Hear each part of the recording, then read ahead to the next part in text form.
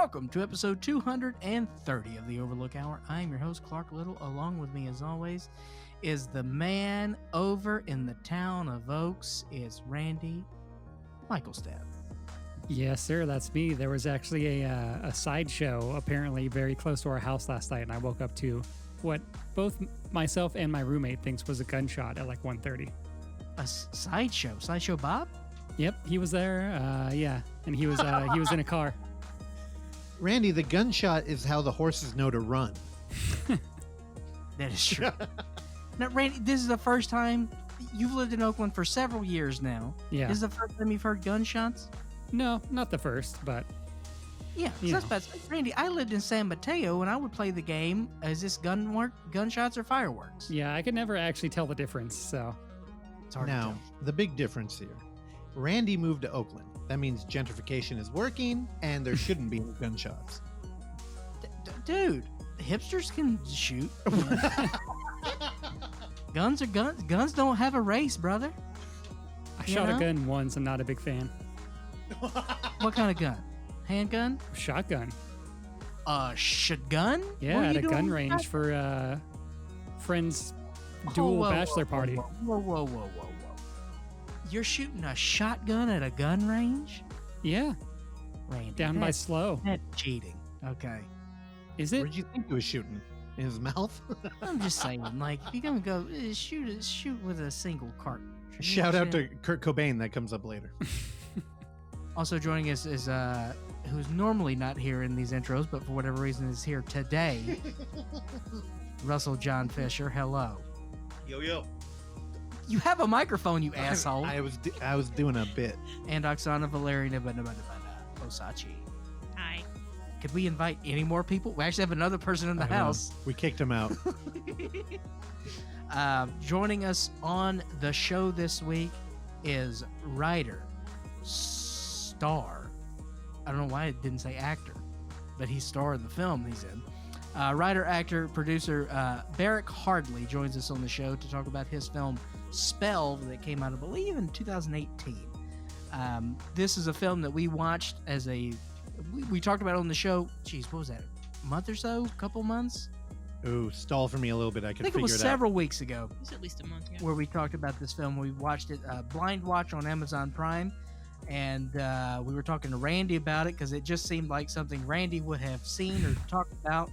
And then he looked up that movie and said, "Oh, I think I actually know that guy." And we had started the communication with Barak and got him on the show, and we get all into that small world, how it's a small world, and Barak and Randy were finally reunited after more than half of your life ago. Yeah, probably like 15, 16 years. Also, for the record, he probably does not remember who I am. Same with Chris DePretis. Randy, you have to have more confidence in yourself, okay? People remember you, brother. Nah. You're a force, okay? You're a lion in the Serengeti. Nah. Go and kill. Our original review was on Ep230, where Vito came back. That's where we talked. So that's 2 months ago. That's Yeah. how math works. Love it. Oh, 2222. Episode 222, 2 months ago. As I said, Russell normally isn't in these intros. All right, I'll cut my mic. Yeah, but before we throw it to Barak, Oksana Valeriana Osachi has some films for us to check out this week. Yep. Two of them they've actually been out for either 3 days or 2 weeks. So the first one... It's a weird time frame. Continue. The first one I'll mention is Spoor. It's Spoor. a Polish movie that is on VOD. It's about a retired woman who gets mixed up in a mystery when avid hunters in her mountain village begin turning up dead, and there are deer tracks around their bodies. Love that poster art. Can I tell you right now? That's one of my favorite posters I've ever seen. Dude, right? Right. That's why I started looking at it in the first place. Because we got a wolf with a human eye Yeah. and a wolf eye. Yeah. And if you're familiar with the spell poster, it's just like that, but with a wolf. But beautiful lighting. we get an up close, extreme close up of a Well, I like Beautiful. that. That's nice. Oksana, order that poster. Post I can also confirm that I've at least seen half this movie. And you saw it several years ago, is what you're saying? I think so, yeah. This is breaking news. Let's cue in our breaking news music here. God damn it. Yeah, so it says that the movie came out in 2017, but it's only premiering on VOD as of last Friday, the 22nd. And Randy Michael, it is your point of view that you saw this on a different streaming site several years ago? Yeah, it was on Mubi a while ago. It's not there anymore, but it was, I don't know, sometime last year, I think. Could that be like a distribution thing, or? Maybe, yeah. I mean, Mubi has a lot of like deals with, you know, Mubi UK and all these other places, so I think they get a lot of just like foreign releases. Movie in the UK. The next movie I'll mention has been playing at the Roxy since the 15th. It's a movie January? Of January, yes. Thank you. I really enjoyed it when we watched it, when we used to have people over to watch movies together. It's The Day of the Beast Hell yeah. from 1995. The synopsis is bent on committing as many sins as possible to avert the birth of the beast. A Catholic priest teams up with a black metal aficionado and an Italian connoisseur of the occult. Whoa. Great film. I really liked it. Now he must become an unrelenting sinner. Oh boy. Unrelenting sinner. Is there still hope? This sounds gnarly. Also from the director of Witching and Bitching and The Last Circus. He's a director that Bill talks about all the fucking time. Bill Spataro. He loves that motherfucker. Billy Spats. I really like the poster for this one too. It is in Spanish, subtitled, and very recommended. So that's playing at the Roxy's Virtual Cinema.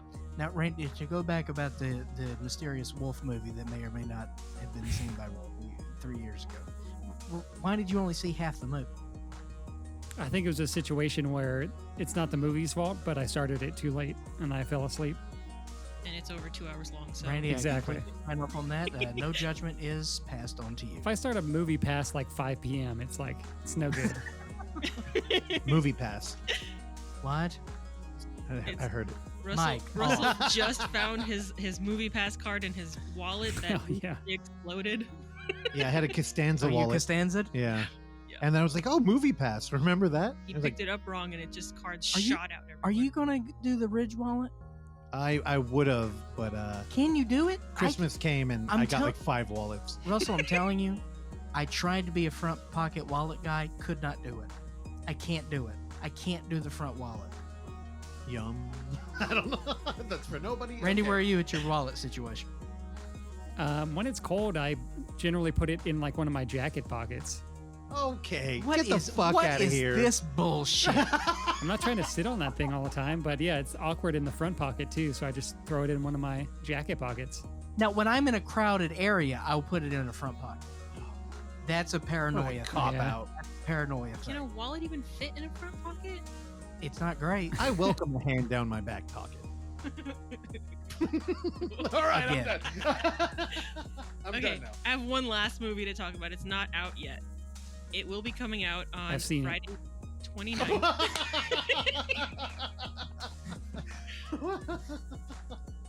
It's called it's called The Night. It is about Oh, it's Persian? an Iranian couple living in the Yep. U.S. become trapped inside a hotel when insidious events force them to face the secrets that the secrets that have come between them in a night that never ends. It's going to be on VOD this Friday, the 29th. I'm in. And yes, it's Persian. I like the Persians. They're very good looking people. Okay. Randy, your thoughts? Yeah, I agree. All right.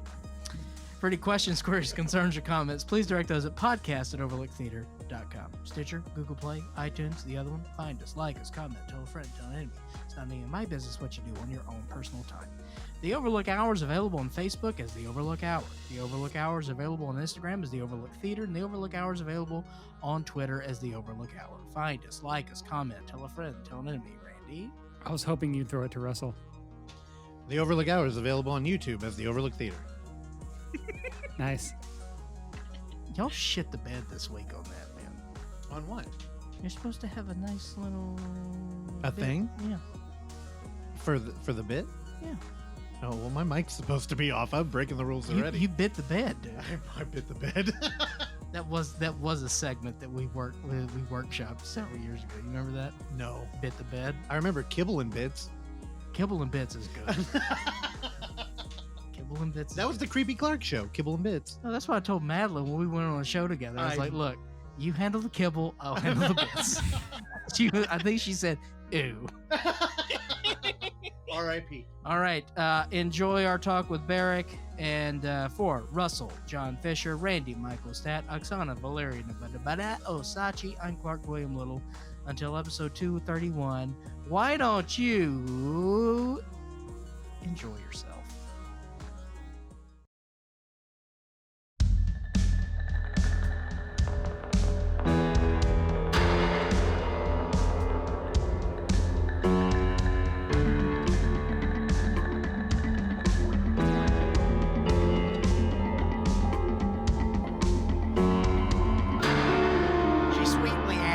I'm sure I want to be hers forever. I laugh and say yes, of course. She pours another load of dirt into our grave, and I just know that our life together is gonna be wonderful. Because, they're getting buried together. It was truly horrifying. Now, when you and Oksana, when you meet your when the end of this mortal coil suffocates you to death, are you thinking, do you have a burial plot? Have you been smoking? I feel like not today. I feel like you've aged exponentially since we've started doing this show. I did test positive. Oh, I'm sorry. For lupus. In my vocal cords. Randy too. Yeah, I got the loop. Got the loop. Yep. Short for lupus. Do y'all think about being buried, or you want to go cremation? I don't know. What you thinking? What do you think? Cremation, 100%. Yep, same. Even though my mom, who is sort of Jewish, said, "You want to be burned like trash?" And I said yes. Your mother's right. Your body's a temple.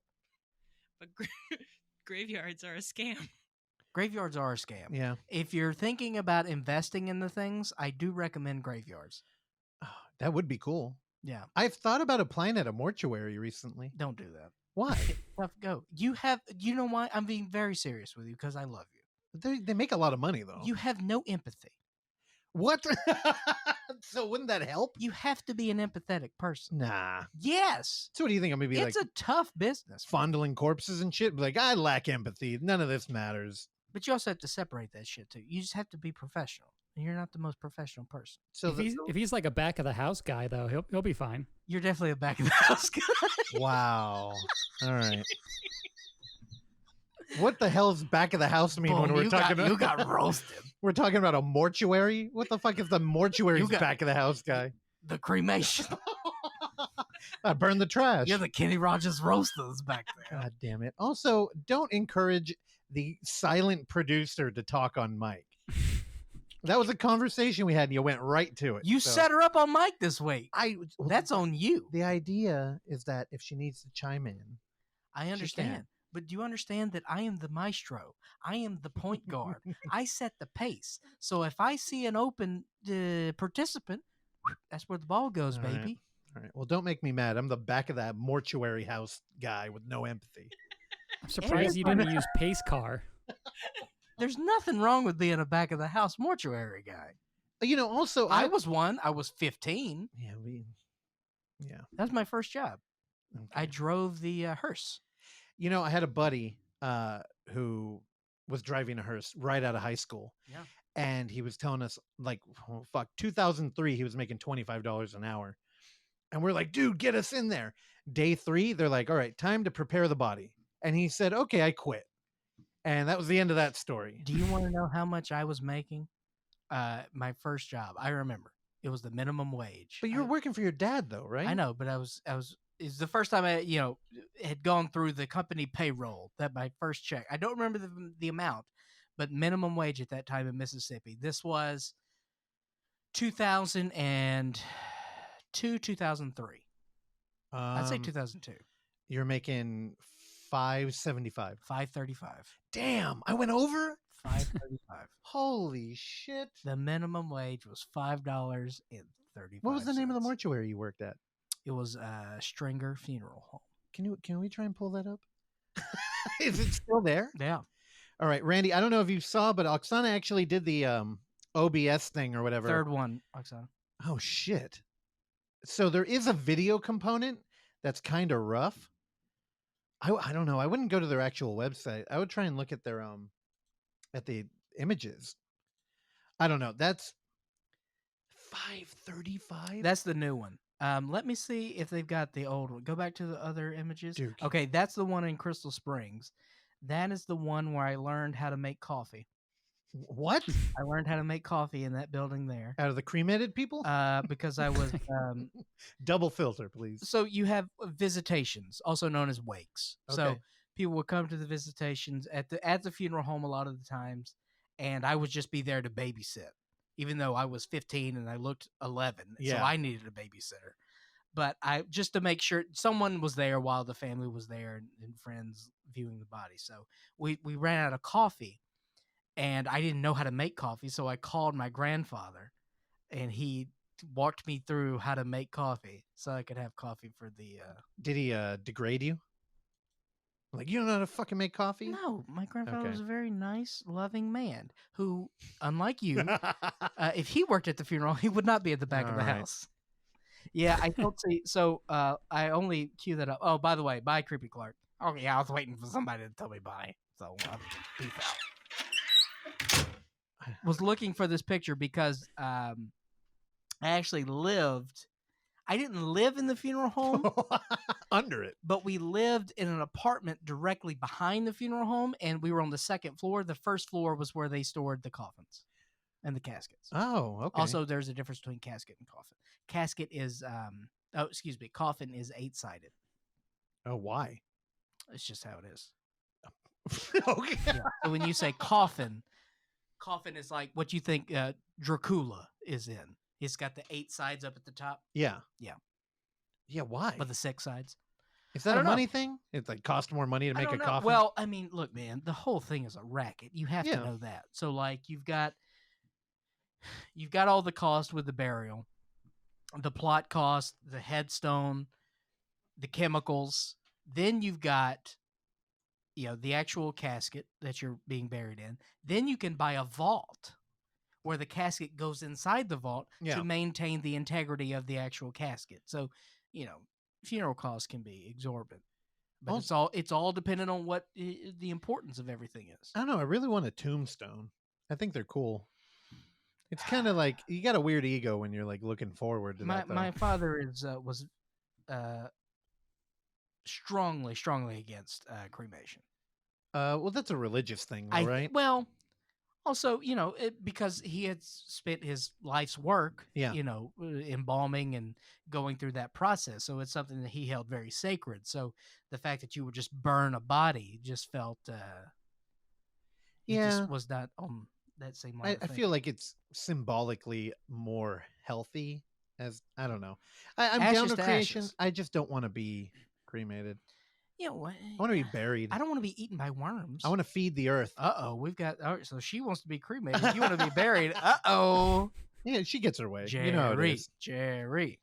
I'm not pulling the dirt on our grave. Oh, If that's what you're asking. actually, you know what you could do, and they actually, they did this with my grandparents. She could be burned, and then she could be in the coffin with you. All right. I feel like there's a joke. There's a punchline. No, there. I'm just solving problems right now. okay. Because I Just when we're talking about- value y'all's relationships, and I'm just here to help. Normally, when grandparents burning come up, it's for a punchline. Did I say I how they know, died? okay. No, I did not. I'm sorry for That's looking on into you. that. That's right. Also, we didn't bring it up in our interview with Barak, but there's a strong moment in Spell where they're having a similar conversation right now about cremation versus burial. And why would a vegan want to be embalmed? Oh, that is true. Yeah, it didn't come up, but Randy, where are you on this issue? Oh, cremation all the way. Now, are you going to be in one, solitary container, or would you like to be spread? I don't know. I feel like the container's kind of weird, but yeah, I don't know. I don't really have any place that I would be desired my ashes go. Oh, I do. I've got a list of where a little bit of my ashes is going to be spread. Just like put me in the dirt, like my ashes, not like my entire body, because that's weird. Randy wants to be mixed with all his cat urns of all his past cats that he had. Yeah, just like it'll like infuse with like trees and plants and shit. That's kind of beautiful. Well, Randy, what if we like sprinkled a little bit of you in front of the Roxy? Where that bum will beat you up. Someone will piss on it. Oh fuck! A little bit there, a little bit at Y Sons. Spread the know, love around. I know what I want now. I don't want to be cremated, but I do want to be spread around. So just like throw my arm in front of the Roxy, leave my head at like some elementary school. You just want to be quartered. Yeah, I just want to be discovered. I hope to be the item that kicks off a found footage movie. There we go. There you go. Or it could be a skull like King Diamond. He used to have Melissa on stage until a fan stole it. We'll send a butt cheek to Tanforan. There you go. I don't think that would hold well. Nothing has held well at Tanforan. That's why we're sitting your ass. Oksana, what are we looking at? King Diamond. That's Melissa. he had a real skull he used to bring on stage. Why? Look at him. He's fucking cool. I would do that, dude. Whose skull is that? Melissa? Who's Melissa? The skull? That's a real human skull? Yeah. At least it was rumored to be. How did he procure that? I don't know. The Diamond King. King Diamond also is still true to his satanic beliefs. So I don't know. I don't know if that helps. But yeah. But what does that even mean? A fan stole it. So it's gone. Satanists are just trolls. We've covered this. Well, they're lamer than like other religions because it's like, yeah, we just believe in like loving yourself. And look, Penny Lane taught us very well. Also, it's lame when your religion is based off of like hating another religion and almost it's like, well, you're. Chances are, I think that could be said for most religions. Oh, for sure. Yeah. That's how it is. Everything's a dick measuring contest, and I end up last. All right. Anything else to cover before we start talking about movies, bro? I don't know. Do we have notes or anything? I feel like there was a lot of shit I wanted to bring up, and now I don't know. I got too relaxed after that interview. I mean, I am waiting on groceries because I did have to order groceries because I did order groceries earlier this week, and it has ruined my life all week. Where I ordered 4 chicken thighs, and they sent me 4 pounds of chicken thighs, and that was on Tuesday. Every day since then has been a panic because now it's a responsibility that I hold, that I have 4 pounds of chicken, and I don't know what to do with them. You've been talking about it every day. I'm telling you, today's going to be the day where I'm finally going to just get rid of them. Yeah. Do we have anything? Oksana, was there anything? All right. Well, I will mention, again, is that YouTube video up from last week? It's private. All right. We'll be up by the time this drops on Thursday or whatever. Oh, and as I was talking about my chicken thigh problems, Oksana decided to put on the computer first world problems image search. So now I'm looking at memes of first world problems. But the bed is too what? All these memes, the punchline's cut off. Can't find the mouse cursor? Randy, how was your week? Anything of import happen over there in the town of Oaks? No, nothing crazy. Same old shit, working from home. And yeah, that's about it. I got a new chair recently. Oh, we talking swivel? Yeah, it's a nice, like an office chair. You guys heard this. I don't think I've talked about it on the show, but I apparently also have back problems, and I think I have a pinched nerve. It's affecting my leg, so I had to get a comfortable chair. Now, where did you procure this chair? Bezos. Oh, is it Amazon special? Yeah. Now we got rollies on there, or is this a Oh yeah.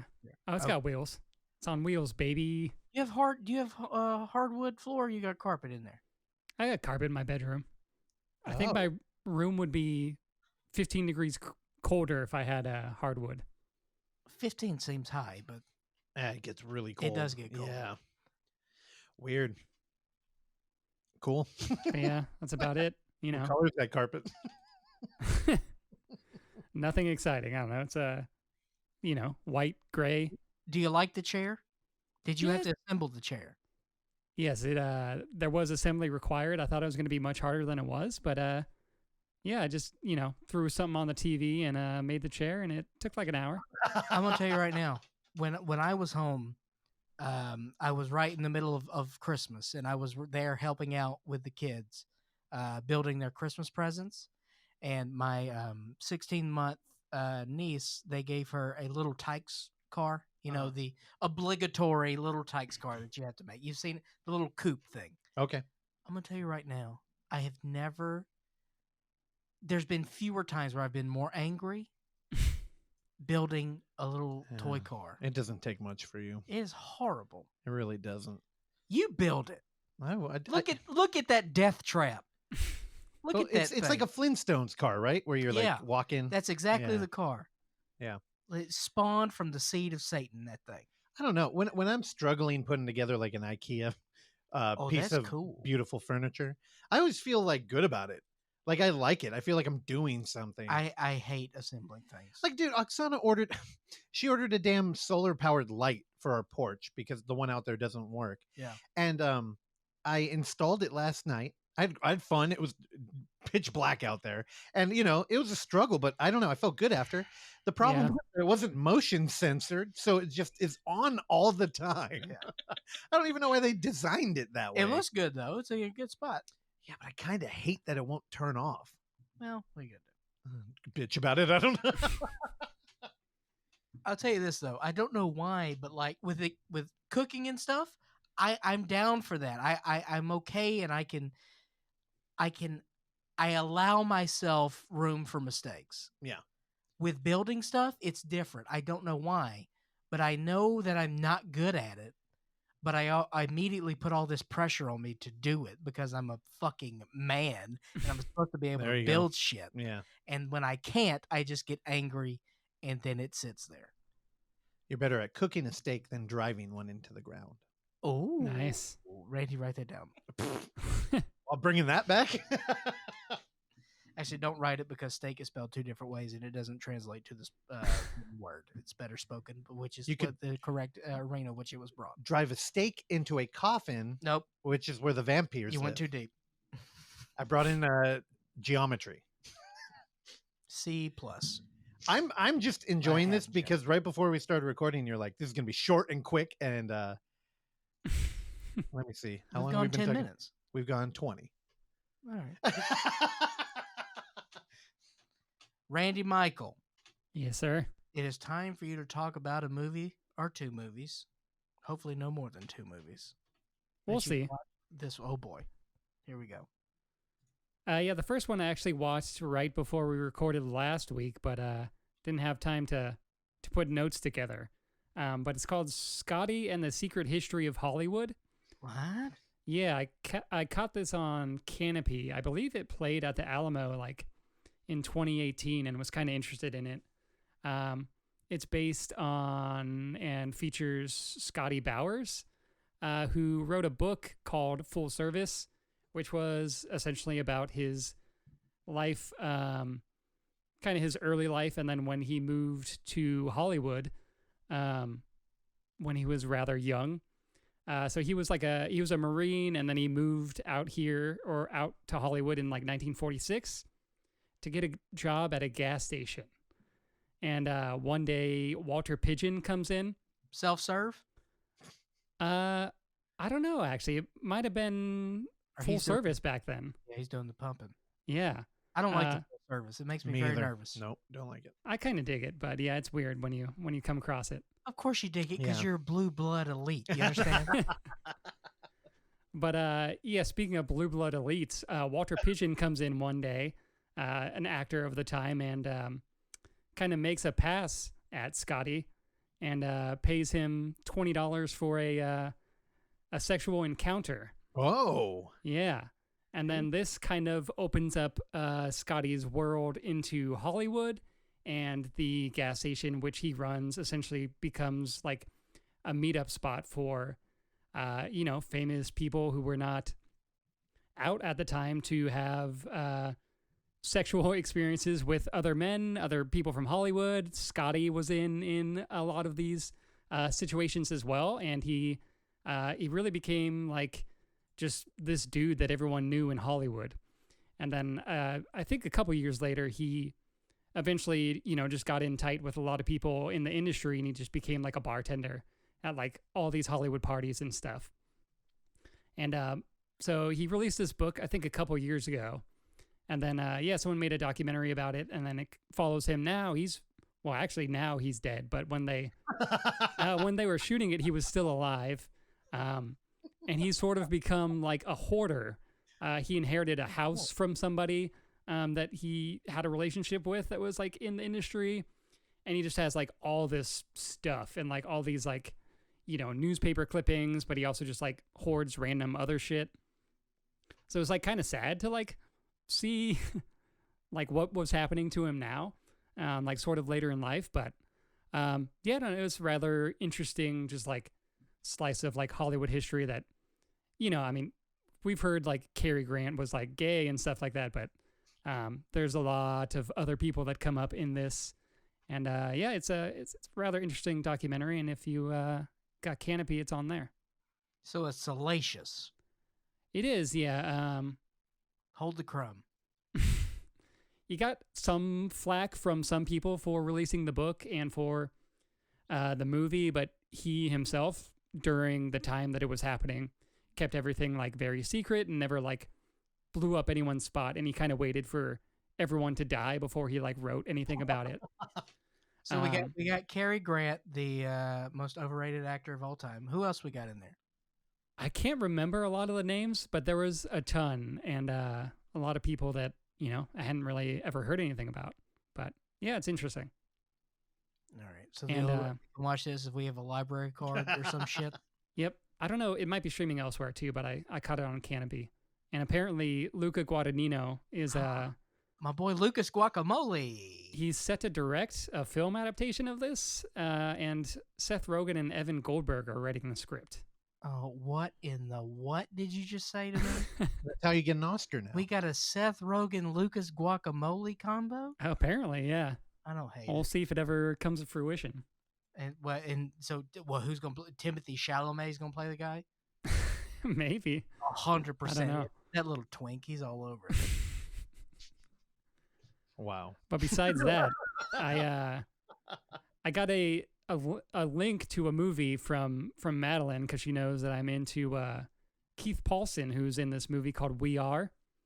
Keith Paulson is also in a lot of sort of like mumblecore movies. He's also in the movie I talked about last week, which you guys are talking about, I Blame Society. Yeah. So he's really good. But yeah, the director of Spree, Eugene, and we might need Oksana for this one because I don't know how to pronounce his last name, but he is Russian. Eugene Kotlarenko. Kotlet. All right, we'll turn her mic on. Go ahead, give it a shot. Kotlarenko. It's close. Kotlarenko. I think so. I have no idea.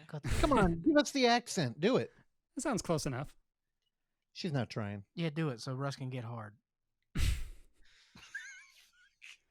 So yeah, I watched two. Seduce him with your Russian talk. Okay. Yeah, she wouldn't stop talking about Putin. Putin. Say it like you used to. Say it like the old days. Putin. All right, her mic's going all off. right. Yeah. Good job. You brought 0% to the show. All right, so We Are. What is this? So it's also kind of like a mumblecore movie. It takes place in New York City. It's sort of like a satire of like startup culture. Keith Paulson works at a VR startup, and virtual reality. Yeah. Thank you. Apparently this was shot like several years ago and never came out until I think earlier this year. But yeah, it's good. It's funny. It's shot by Sean Price Williams, who shoots a lot of stuff with Safdie Brothers. So it looks really good. And then I also checked out one of his other movies called Wobble Palace, which is very similar. This is a LA movie, so it's very much, satirizing just like shitty LA like artist people. It's pretty funny. So yeah, if you were into Spree and want to check out any of the director's other stuff, Wobble Palace is on Amazon Prime, and then We Are is at I'm forgetting what it is, but it's a link. I'll send it to you guys. You said Wobble Palace is on Prime? Yeah, Wobble Palace is on Prime, and that one you can kind of see him starting to work with like cell phone screens and like kind of animating that and having that be part of the story. Definitely didn't like it as much as Spree, but it's cool to see kind of like where some of the ideas came from and see him kind of like working that out. Love a mixed media. Also love a David Arquette. We got an Arquette in Wobble Palace now? No, in Spree. Oh yeah, that's right. Dude, the last year was the year of the Arquette. I know. It's a shame that he chose the year of a global pandemic, but also changing our name on Twitter to Mumble Corey. Mumble Corey. What's the Slipknot guy? Yeah.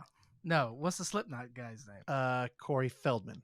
Yeah. Mumble Corey Feldman. Mumble Corey Feldman. What the fuck is? I don't know his name. What's the Slipknot guy's name? Corey, isn't it Corey? Taylor. Yep. Mumble Corey Taylor. It's Corey Taylor? Okay. Mumble Corey Taylor. No, Mumble Corey Hain is probably the Mumble best. Corey Hain's fine. Or Or let's keep workshopping this. All right, Randy, you got anything else, Bab? That's it. All right, I'm going to talk about a movie that Randy actually watched yesterday because I was talking about it, because that's how friendship works. Oh, the show worked. Oh. What happened? I don't know. Did you just pull I your clavicle? stretched and I did something. Are you okay? Yeah, I'm okay. You want me to massage it? No. All right. This is a movie. Now, this was in theaters back when theaters were open during the coronavirus. Oh boy. Oh wait, where'd it go? What? What are you talking about? Oh. Okay. The Kid Detective. Mm-hmm. This was in the theater for a few weeks. I missed it. Friend and former guest of this show, Robbie Smith, saw it. He recommended it. He said, Clark, you may like it. Wanted to watch it. And then when I was set, the day that I was going to go watch it was Friday. They have new movies on Friday, and they kicked this one out. So didn't get a chance to see The Kid Detective in the theatrical experience, but saw it yesterday as it came out on VOD. A once celebrated kid detective, now 32, continues to solve the same trivial mysteries between hangovers and bouts of self-pity until a naive client brings him his first adult case to find out who brutally murdered her boyfriend. So essentially the conceit of this story is that we've got Adam Brody. He plays a kid named Abe Applebaum, who was a kid detective in his idyllic little Rust Belt USA town. Fill in the blank. Any sort of idyllic town in Central America. Obviously, this town does not board any sort of coastal waters, as these are real American people. You understand? And so they really painted this picture of like this idyllic little town and this, Norman Rockwell painting, and we're dealing like with the Boxcar Kids or some shit where, there's actual a kid detective. And now this takes place, now he's 32, he's still solving crimes at for no rate, essentially. And he's got a roommate that he hates, and his life is not really the greatest, but he's actually maintained the same secretary who was a girl who's younger than him, and now she's turned goth. And I just was enamored with the plot of this, is that it is an interesting story where we've got this very vivacious kid who's solving these crimes. What happens to these kids?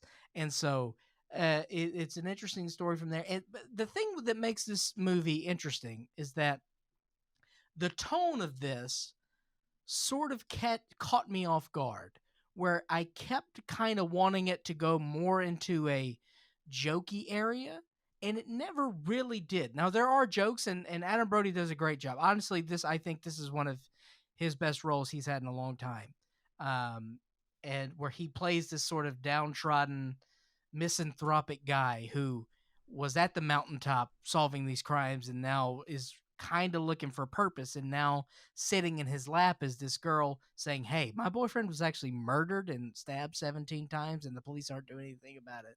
Can you help? And it really does follow the sort of noir pattern we have here. And one of those things includes an overly convoluted plot.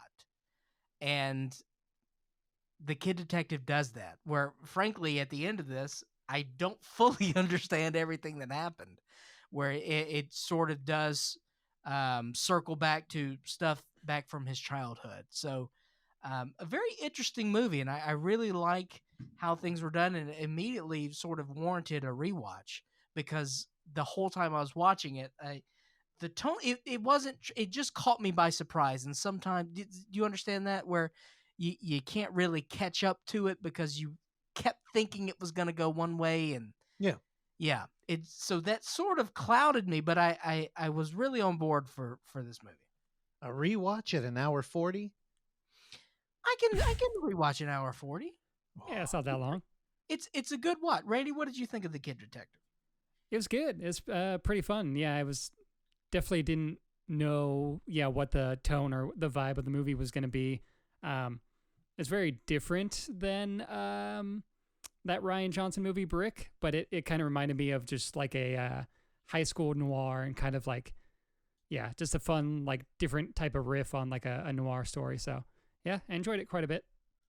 It is a pretty light movie, but it does deal with some pretty dark avenues of the human psyche. There's some pretty gnarly stuff that happens when you really think about it, but it does sort of have this light, airy tone to it. I like it a lot. It's a very interesting movie, and I'm still trying to put everything together, as it sort of just this caught me for a loop, man. Randy, should I watch it? I don't know. I dig it. I just don't know if it's a Russell movie. Well, I mean, it's not a Russell movie. Okay. But I will say that when appreciation is present, you will give it to it. So okay. I think there may be something there for you. I think you'd be like, yeah, that was fine. I don't think you're going to say, this is cutesy bullshit. Okay. Because it could have gone that way. And I was sort of expecting it. I don't know. It's just, the kid detective, the baby driver, the tween convict. I fucking don't like these movies. Boss and Baby. They Boss Baby. Just kidding. The mafia boss baby. Oh, and sign me up for that one. I don't know. There's like some weird post irony cool guy thing, and I know it's probably all just tied up in the title, but still, I see a title like The Kid Detective, and I'm like, oh. I'll tell you right now, don't love the poster. What about The Baby Genius? That's a movie I could watch. I've seen Baby Geniuses. Dude, yeah. Me too. It's good. Baby Geniuses 2. Let me tell you something about Baby Geniuses 2. Oh, what? Really? You threw me a curveball there. I was expecting right down the middle, and you didn't like Baby Geniuses 2? I've never seen it. I'll tell you right now, Baby Geniuses 1, I think is one of the worst reviewed movies of all time. Baby Geniuses 1 was fun. Yeah, it's fun. When I was a kid, I thought this is hilarious. Oh, it's got a 1.9 on IMDb. That's higher than the Dangerfield movie from last week. Yeah, that's Baby Geniuses 2. Also, you know what else I enjoyed? Baby's Day Out. Did you ever see that one? No. Nope. The constant thing was like a Rube Goldberg thing, where this baby was crawling around on like girders on a... Yeah. Oh, Mr. Magoo. Very much Mr. Like Magoo. Pink Panther, but I'll tell you, I think Baby's Day Out's good, dude. Dude, Rube Goldberg is much better than a fucking Mr. Magoo. I don't like the I'm just blindly walking through life and everything's just working. Can we watch Baby's Day Out today? There's a wrecking ball on the cover? Whoa! Look at that picture! There's a baby riding a wrecking ball? What? Whoa, Baby's Day Out, he's on a gorilla? Baby's on a gorilla. Okay, I take it back. Oh, are there convicts down there? Dude, that's Joe Montana. Those are the kid detectives. They've We got teamed Joe up to catch Montana him. and Joey Pants, dude. Oh, We Joey. got Pantiolanos in there. Oh, okay.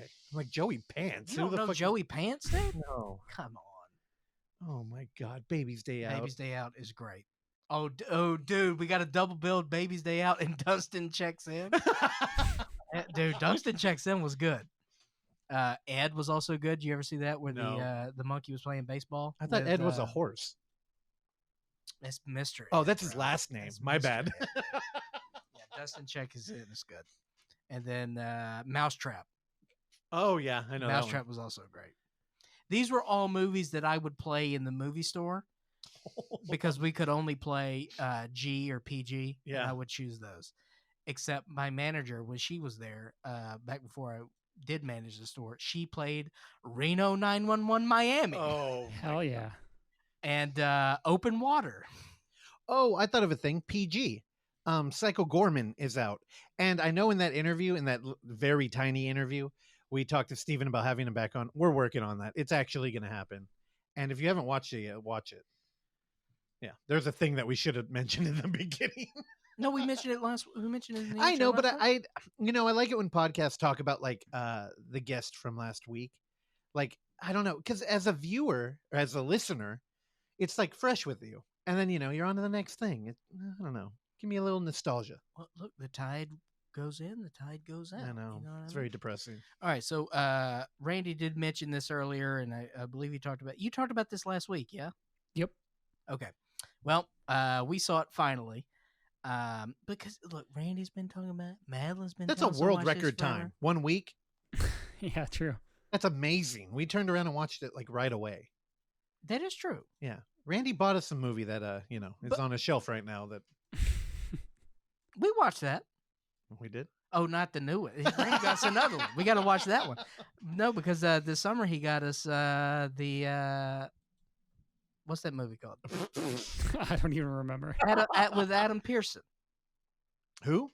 Is that the kid's name? That was like last year, wasn't it? Chain Yeah, it for was Life. Yeah, Chain Yeah. for Life. We watched that. Yeah, that was pretty a quickly. long time ago. God, everything is dead. I blame society. A struggling filmmaker realizes that the skill set to make a movie is the same to commit the perfect murder. I'll tell you this right now. So I Blame Society, I believe, is playing in virtual cinemas and does have a VOD release in February. Is that right, Oksana? Do you remember? I don't. Okay. I think it does. Anyway, as soon as this movie is out, I'm telling you right now, this may be my favorite movie I've seen this year that's come out this year.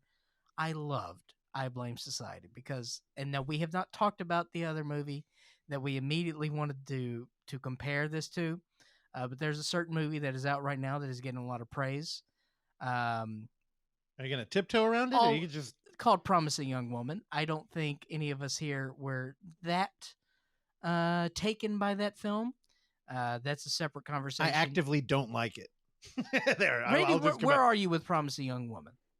I see that you gave it 3 stars on the Letterboxd. Yeah, I think Russell was a 2, you were a 2.5, and I was a 3. So I Yeah. liked it. Yeah, I don't know. I kind of had problems with the ending, and a little bit of it was a little too like, I don't know, like poppy, like all the pop songs and stuff They like were that. So popular. Weird critiques, Randy. I think the ending is what most people like praise it for, and the music. Yeah, I didn't see that. I just thought it was like lame. It was like poorly written. I think I Blame Yeah. Society is what that movie wanted to be. Yes. And yes. It's real and like it's fucking real. I don't know. I liked I Blame Society, and not because it was in world camera.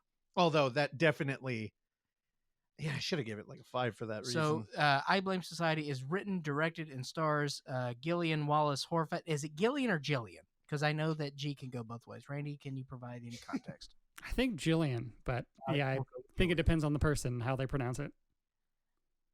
Man, is she a revelation in this thing? Yeah. So good. It's so essentially she is a struggling filmmaker who has made several projects that are not palatable to the mass audiences, as she's gotten critiques that her stuff is a little too sexual, maybe a little too dark, and she's trying to figure out a way to make a movie that's gonna catch on. So now it's her life goal is to make this movie, and she's decided that she's talking to people in her lives about committing the perfect murder, and she's a little bit too committed to this.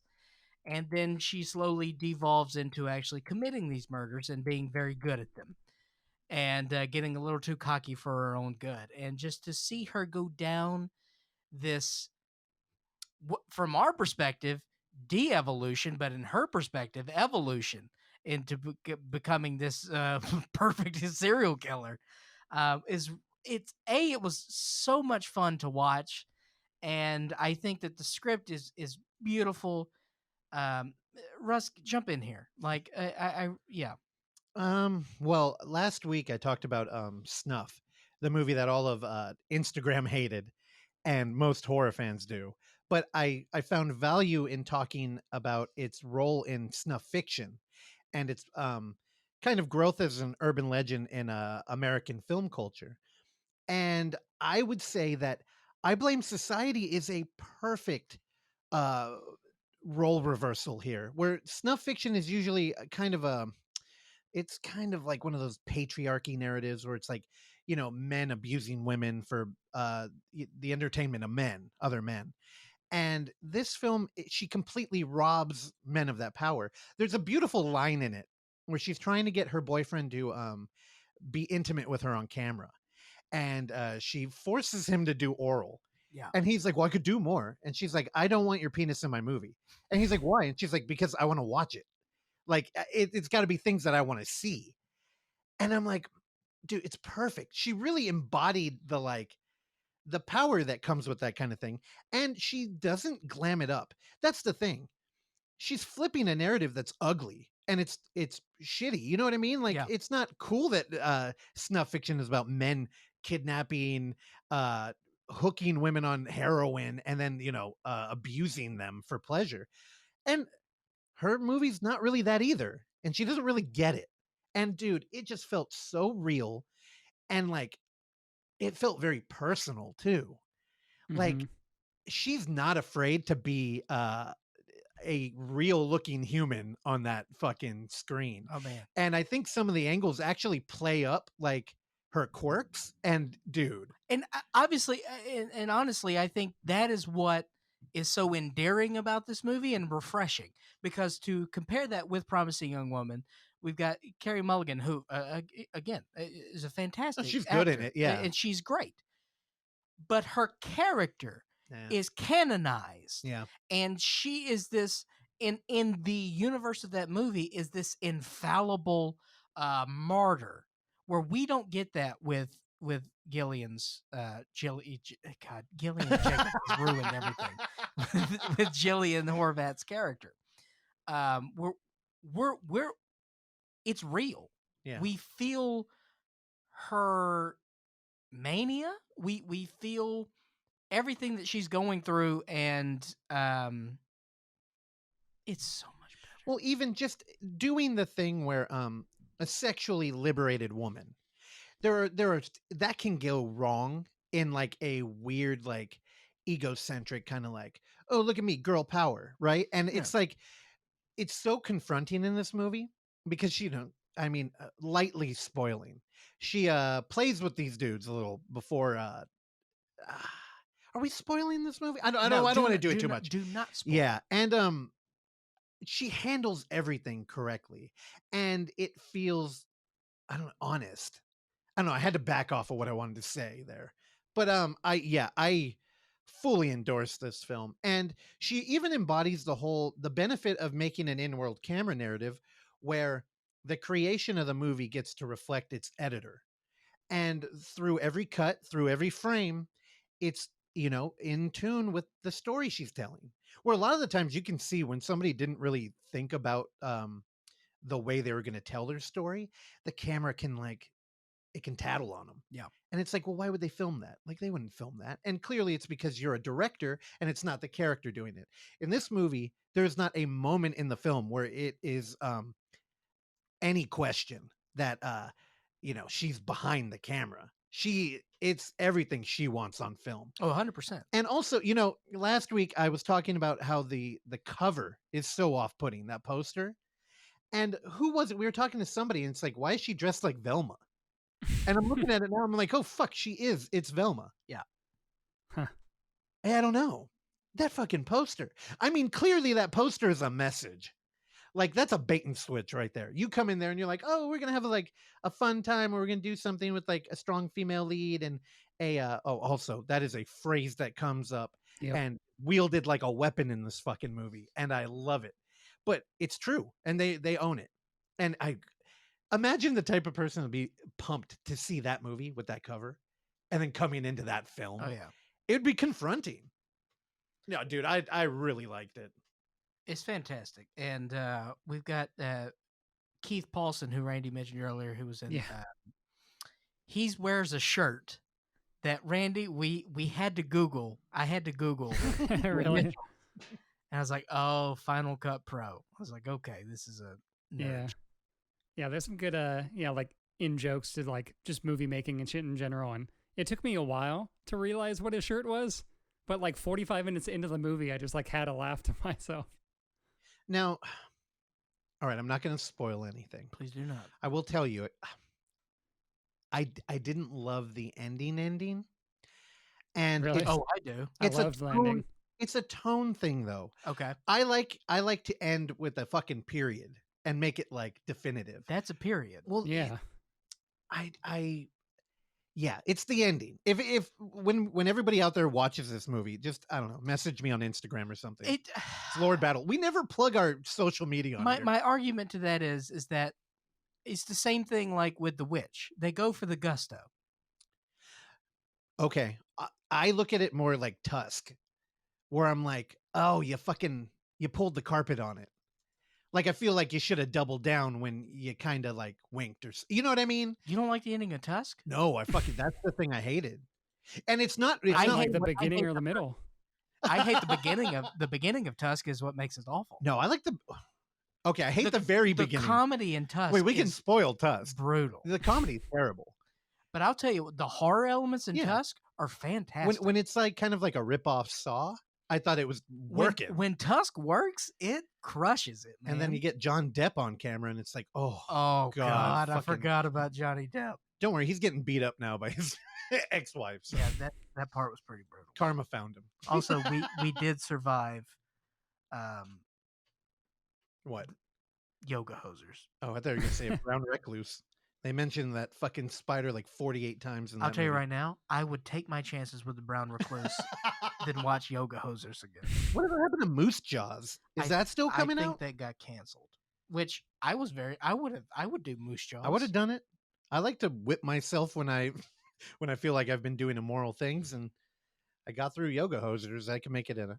Who was the comedian at the end of that you hated? I remember you talking about it.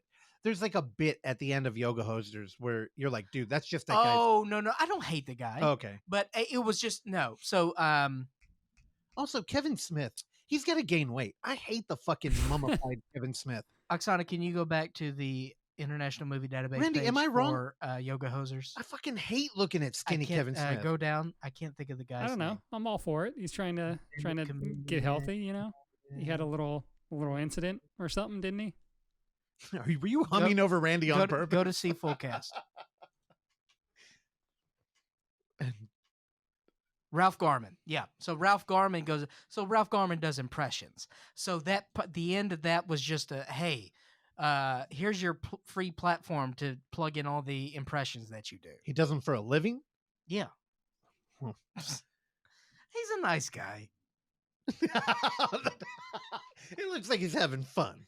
He the painful compliments you give somebody when you can't really support their art. I think one of those impressions was rough, though. Was it the Arnold one? They were all bad. But here, now, you were humming over me and Randy, but look at Kevin Smith. He's got to eat. Give him those chicken thighs. He needs some fucking food. I'm tired of looking at him when he's like... He had a heart attack. Oh. From chicken thighs? His heart was attacked. By his previous New Jersey red sauce gravy lifestyle. Yeah, I lack empathy. My heart is unattackable. What has he been doing, though? That podcast? Is he still doing that? I I know, thought he quit that. I'm not a K Smith fan.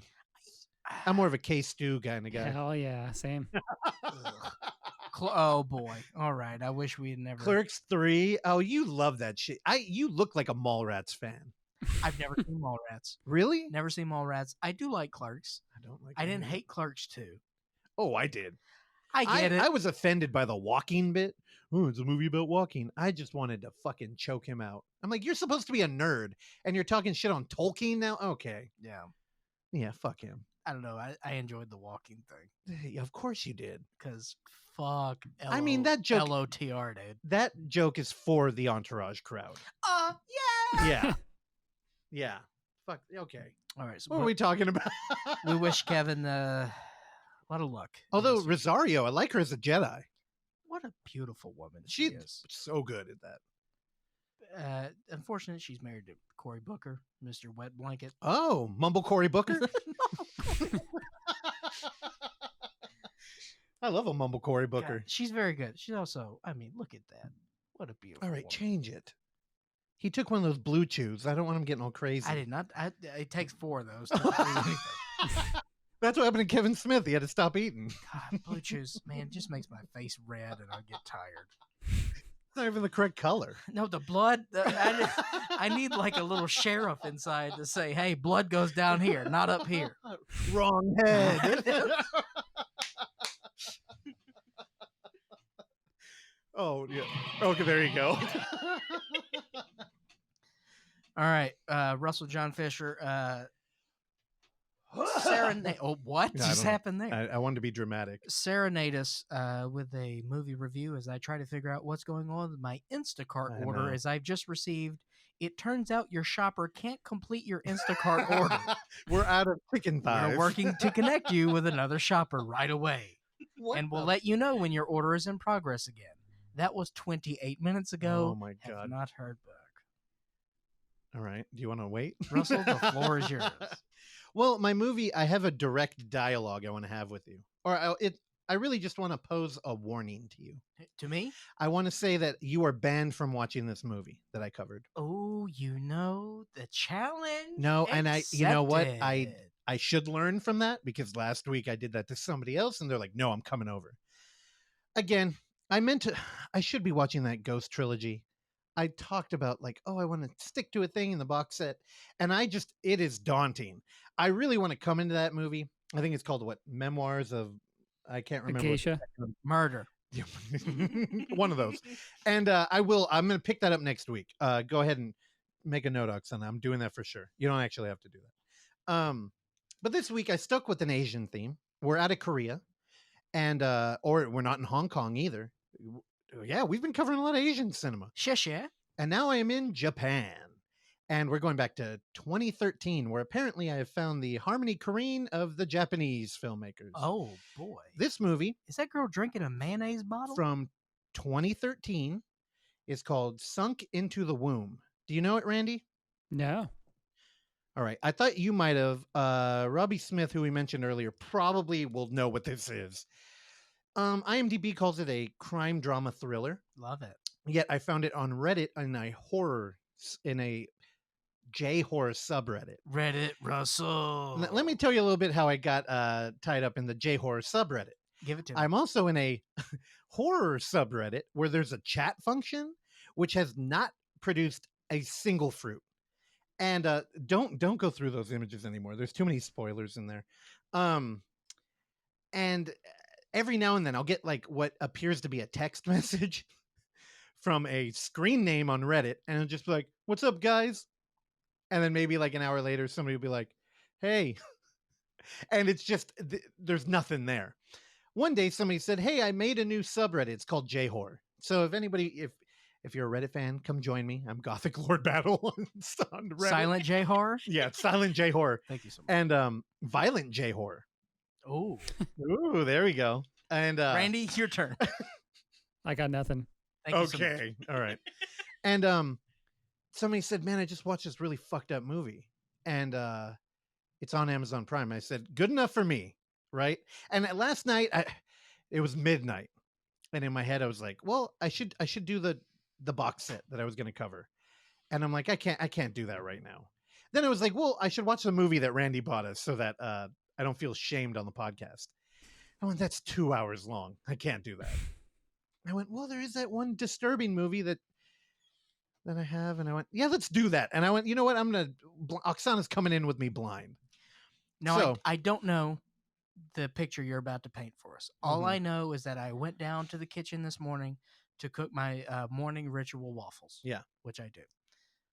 Miss Osachi met me in the kitchen, and she told me that y'all watched a movie last night that was effed up.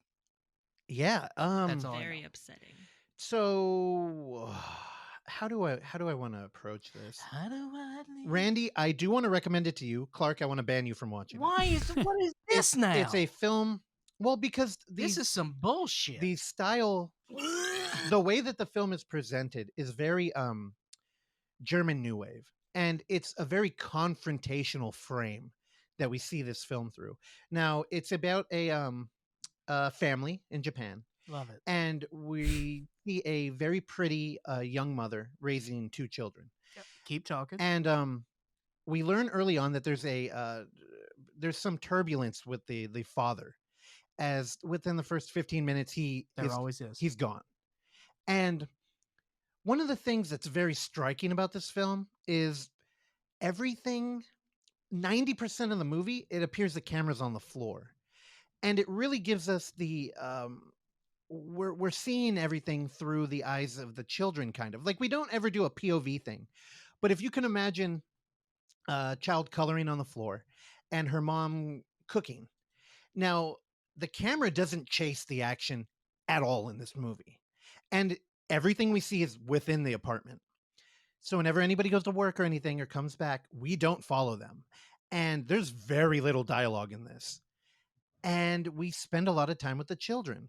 Now, it creates a very distanced, it really puts distance between us and the mom in this movie. As we're half the film, her head is cut off. Like, it's almost like a disembodied like person, because she's just not in frame that way. Oh, I thought you meant no, actual not literally. decapitation. No, and I didn't mean that. I didn't think that. I just said that for humor. So Cue the soundtrack. now it's tricky bringing this up because I went into it not knowing what I was getting into. But if you look it up at all, you'll know that the director, Takomi Ogata, I think, made this film after he was inspired by an article that came out in Japan where the bodies of 2 children were found in the trash. And Clark, I'm going to tell you right now, I've never been so destroyed by dude, this movie. We live with those kids, and I'll tell you, the jumping off point, it's really about neglect. And the dad is gone, and the mom, dude, you can't watch it. I don't want to watch it. You're banned. I don't want to watch it. Oh man, it was a creeper. There's some foreshadowing in the film. Who hurts the children? That's a good question. Is there an interloper? I'll tell you right now that the director really, he didn't make it a full effort, but you can see that he doesn't just condemn the mother. And no, dude, I'll tell you, baby. one of the cutest kids I've seen on a screen. And I'll tell you, the camera does not move. The camera does not drive the action. So, dude, we get long shots of this little girl playing with her younger brother. We get her coloring, putting on makeup that she's taken off of her mother's dresser.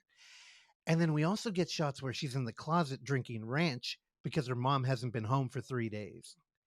And it is fucking heartbreaking. It is brutal.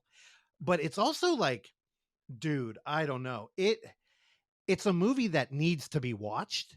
And I guess I was reading up on it. The director said that the Japanese government really didn't have any support for single mothers. So a lot of the time they were working 2 jobs and raising kids. And this was kind of just something they had to work around. And again, he doesn't condemn the mother in this, but as a viewer, you might. And dude, there's a couple shots in this movie. Like, okay, there's nothing extremely graphic, but bad things happen. Yeah. And I'll tell you right now, if you're a fan of like oh my god, what was that what was the Florida movie? The Florida Project? Florida Project. You know, that movie's kind of like, it's both beautiful that there's like a little girl like living in a fantasy world, but it's also heartbreaking because Sure. she's living in a fantasy world. Yeah. We're dealing with that here, except she's not in an amusement park. She's in her apartment. And my god, there's a moment where she's trying to open a can with a fucking knife. Oh my god, it was harder to watch than anything in Charlotte's Net. Because if you can imagine a like 5-year-old trying to stab a can with a knife, oh my god. So yeah, again, to You double remember down, when we were talking about happy things on the oh show? man, You know. dude, I will tell you though, if you're a fan of like Harmony Korine or Michael Haneke, and you just really like being confronted with Well, like I am. But when you throw in babies, the reason man, I say you cannot watch it is because of the children. we have to protect the children, Russell. And you'll be pulling your hair out. That's the cutest little baby I've ever She seen. is, and I'll tell you, the way that this film is captured, it's almost like a documentary that's completely made up of privileged moments. Like, you're just like, how did he get her to do this? Like, what is that the thing she's doing with the yarn? She's doing like the cat in the cradle Cat's thing. cradle, yeah. She like, there's some beautiful visual storytelling that only makes this all the more fucking heartbreaking. And I mean, it is, again, it's a message movie. He's trying to raise awareness that, you know, Japan needed support for single moms. And oh dude, it's on Amazon Prime. I'll tell you that. All right, I'll give my full report next week. I will tell you that. And another thing, just for visual reference, narratively, there's not a lot connecting the two, although there is something, but it reminded me a lot of The Tribe. Do y'all remember The Tribe? Yeah, it's kind of like The Tribe. So if you're a fan of that, not a lot of dialogue, but it's not a silent film. A lot of a lot of uncomfortable reflection through shots through a doorway, or, you know, a camera that's not capturing anything except audio, that's, you know, on the floor. Oh man, it's powerful. I loved it. And you can't watch it. I mean it, you can't. Randy, please watch I it can though. watch gnarly I might. stuff. Have you No, it's seen? not- Have either of you seen System Crasher? No. Is that No. the sequel to Hackers? No, it's a movie on Netflix. Your description of this movie kind of reminded me of it, but it's there's this like 9 or 10-year-old girl who's in the foster care system. I forget where this movie actually takes place, but essentially it seems like she's very bipolar. So she can be like very loving to people and like appreciative, but then she could just have like these very insane outbursts. And essentially she's like crashing the system of like the foster care. Oh. Yeah, and it's not as like confronting like camera wise as like a Haneke. It's a little more stylized, but it's also like kind of tough at the same time. But it's really good. Like a Pelican Blood. Yeah, I'd say that's a closer comparison than like a Haneke or something. Was this tougher than Pelican Blood? Very different. Now, again, and the reason Oh, she's peeing. the reason I mentioned the camera doesn't chase action is because the camera really doesn't move. And in horror films, you find people will make any emotional escape they can. And whenever you put an edit in a film, I think this is why James Wan is a good director. He has a lot of like long shots, and he's very aware of the camera language. And if you put a lot of like jump cuts in something, it allows the audience to kind of like, it breaks the tension. And man, in this movie, there are moments where you're just like, you hope that the next time the camera cuts, it's like something good is going to happen. But at the same time, man, watching this little girl and the way that like the photography of the apartment, it really makes it transforms it. And I mean, we're talking about a Japanese apartment. It can't be big. Yet he managed to make it feel like she's at the bottom of like a fucking the Grand Canyon or something. Yeah. there's a lot of climbing on chairs and stuff. And But I mean, do you think that there's enough artistic merit in this film that you would be interested in looking into this director's other work? oh, 100%. I already did. And the reason I brought up Michael Haneke is because you look at, like, you go to IMDb and you're like, oh, okay, what are the other movies? And it's like, oh, where did he start? It's like, okay, here we go. His first movie is called Body Temperature. Rentaro lives with his beloved doll. One day he meets a working girl at a nightclub who looks just like his doll. He can't resist meeting her. That's the plot of the movie. Doesn't seem like it's going to have a rainbow at the end of it, right? Then you look at his last film that he made in 2017. Now here we've got The Hungry Lion. A high school teacher is arrested for having sexual relations with a minor. Young Hiromi finds herself in the eye of the storm when she's suspected of featuring in the teacher's leaked sex video. And Sign me up. it's all bleak. And I'm like, I can do bleak. It's just when you throw babies in there, exactly. it makes me And very sad. just to be clear, if you want to watch The Hungry Lion, let's go do it. You are not allowed to watch Sunken into the Womb. I'm watching it today. No, you're not. 100%. Dude, you're going to get mad at me. You're going to be mad. I'm not going to get mad at you. I put it on myself. Okay, Oksana, we'll turn your mic on. Now, Oksana was not phased at all by real death in Charlotte's Net. In fact, she laughs about it. She printed out some images and put them in our room just to scare me. Yeah. And now, how did Sunken into the Womb? I think you'll cry for a month straight. Dude, I was getting emotional talking about it. That girl is so freaking adorable. She's adorable. She's so fucking cute. And there's even like kind of an there's even a progression of innocence with her mom. Yeah. That's like not easy to stomach. Oh man, Sunk into the Womb is brutal, dude. It's good though. And for all the adults listening, check it out. For Clark, he's not allowed. I don't think any parents will enjoy this movie. No. They'll get mad at you for recommending it. Yeah, don't watch it, Mickey.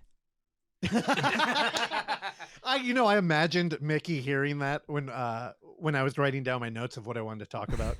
And I could just imagine asking him later, like, hey, did you check that? And he's like, hell no. Like, I'm not a fool. Oh, yeah. What was, because I think, didn't he come with that perspective with Descent into Darkness? Yeah. Oh, but he liked it, right? But I think he's seen it several times. Yeah. He said as a parent, it terrified him on levels that like. Well, I don't know, man. Neglect. Like, I know a dude who was neglected, like left in a crib crying for 2 days while his mom was at a bar. And it's like, then you put it on screen and it's so confronting and there's no escape.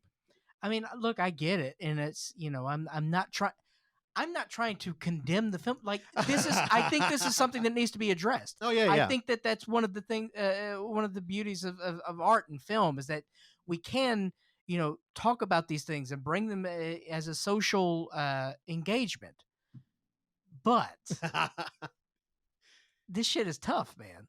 I think you might actually be angry about what the children are allowed to do in the movie too. Oh, you mean from a actual... just from like, she's doing that. You know what I mean? Like this is like that's and I again. So are you saying that maybe I would think that lines were crossed in the production of this? Yeah, maybe. Okay, but nothing terrible. Well, that's a separate conversation. But I mean, imagine like a she's probably like 5, right? No way. 3? Maybe, yeah. Okay, maybe a 3-year-old. 3-year-old who is who is pulling an empty container of ranch to a dining room chair that she drags over to a sink. And I'll tell you, just the fact that the camera's on the floor, like looking up, it's so powerful. And again, I watched this as a midnight movie. I'm very sad, right? Dude. Because this happens every day. Yeah. In every town in America. Oh, for sure. Yeah. And a lot of it is financially driven. And it's, there's an argument to be made of like, well, I got to make money. But dude, some of the choice, it's good. Randy, you got to watch it. Clark, you're banned. I'm very sad now. Make me happy. You got the soundboard. I got no. All right. Let's That's a lot of Sasquatch. No, that's what you went to? All right, you got another movie, or is this it? I mean, We're gonna not close that with not that Sad Town. I don't know. I'm trying to get that off the screen. I can't look at this little. What else did we watch that was good? Oh man, I'm digging. I watched Cannibal Ferox. We'll see you next week. For the first time. Now, quickly, I mean, do people put Ferox and Holocaust in the same conversation? Yeah, a lot. Yeah. Where do you stand? I think if I would have watched Cannibal Ferox when I was discovering Italian horror, and especially with the Cannibal Holocaust, I would have loved it. Now I'm kind of like, that looks like the coronavirus? Let me pitch it to you this way. I'm sure most of the people who listen to the show have already seen it, but to me right now, watching it, it was kind of like Cannibal Holocaust without the in-world camera, like the faux doc and the message. And it was just ultimately kind of That's my favorite part of the movie. Beautiful cinematography, some great kills in that movie. But yeah, I don't know. I never realized how much a Cannibal Holocaust was really wrapped up in. Do you wonder the who the real cannibals are? They talk about that in there too. Do they? Of course they do. Actually, the ending I thought was so fucking lame. In Ferox, do we actually have murders of animals? Yeah. Okay. Yeah. So it's the same. Yeah, and formula. the more I look into the cannibal subgenre, there's a lot of it in all of them, and I think it's a testament to Cannibal Holocaust for trying to make the movie a message about that kind of shit. Yeah. That it ultimately became its own victim, just like Cuties. Yeah. All right. Randy, did you ever watch Cuties? No, I'm good. Oh, you got the sweetie It's okay. swags. I did search this film you're talking about, then I found another film called The Little Girl Who Was Too Fond of Matches, which also looks very dark. Wait, pull that up. So, The Little Girl Who Was Too Fond of Matches? What year was it made? I do 2017. Apparently it's based off of a book. Whoa. But we have to watch that. It's black and white. It looks pretentious. It's foreign. After her father's death, a young woman raised in isolation struggles to make her sense of the world. Oh, I love A Wild Child. Wild Child. That's our hero Truffaut here at the Overlook also Hour. an Iggy Pop song. Oh, Oh, God. no, pass. Wait, what? What happened? Is that the same movie? Oh, I don't like that picture. Again, this will be up on YouTube if you want to see it, but it looks like a procedural, which, The Wild Child pretty much was. It does not look like a procedural. That's what it looks like to me. Court drama. A court drama? What pictures are you looking at? The town gets together and they're like, what do we do with this girl? It's looked like she's in some country village in France in black and white. It's like, this Clark little girl's too fond of matches. It looks like the Painted Bird too, dude. It does look very much like the Painted Bird. All right. So stay tuned for our talk with Barak Hardley, writer, actor, producer. We talk mainly about his film Spell, which came out, a couple years ago now, I think, which is available on Amazon Prime. Had a great talk with Barak. Wrapped up at the beginning of the conversation, we talked about his connection with Randy Michael's stat. So stay tuned for that reveal. Also, there are 2 movies on Amazon Prime named Spell. His has the better cover. That's all. I am so confident in that statement that I will not give any more information. You'll be able to figure it out. Yeah. And if you're not, come talk to us. We'll help you out because you're clearly having issues. So yeah, definitely stay tuned for that. Great talk with Barak, and we'll see you next week, babies. Where are you guys out of? We're in the Bay Area. Oh, okay. What part? We are just Russell and I live together. We're in San Bruno, just south of the city, and then Randy's out in Oakland. Oh, okay. I lived out in Dublin, Pleasanton for 3-4 years, which I know is nowhere near you, but. But that's Randy. You grew up over there. I did, yeah. Really? We have a mutual acquaintance, Mike Young, Scorny Yankee. Oh yeah, I love Mike. Yeah. So I grew up with him and playing music with him and all those guys. Oh, funny. I used to be Went to his, Crosswinds for a while. Did you? Yeah, Did we meet? I think so. But yeah, this was, like early 2000s or something. So it's been How a long old were time. you then? I was like a teenager, like 15, 16 maybe. Oh, all right. So I used to work with that youth group then. We probably crossed paths. That's funny. Small world. Yeah, I know.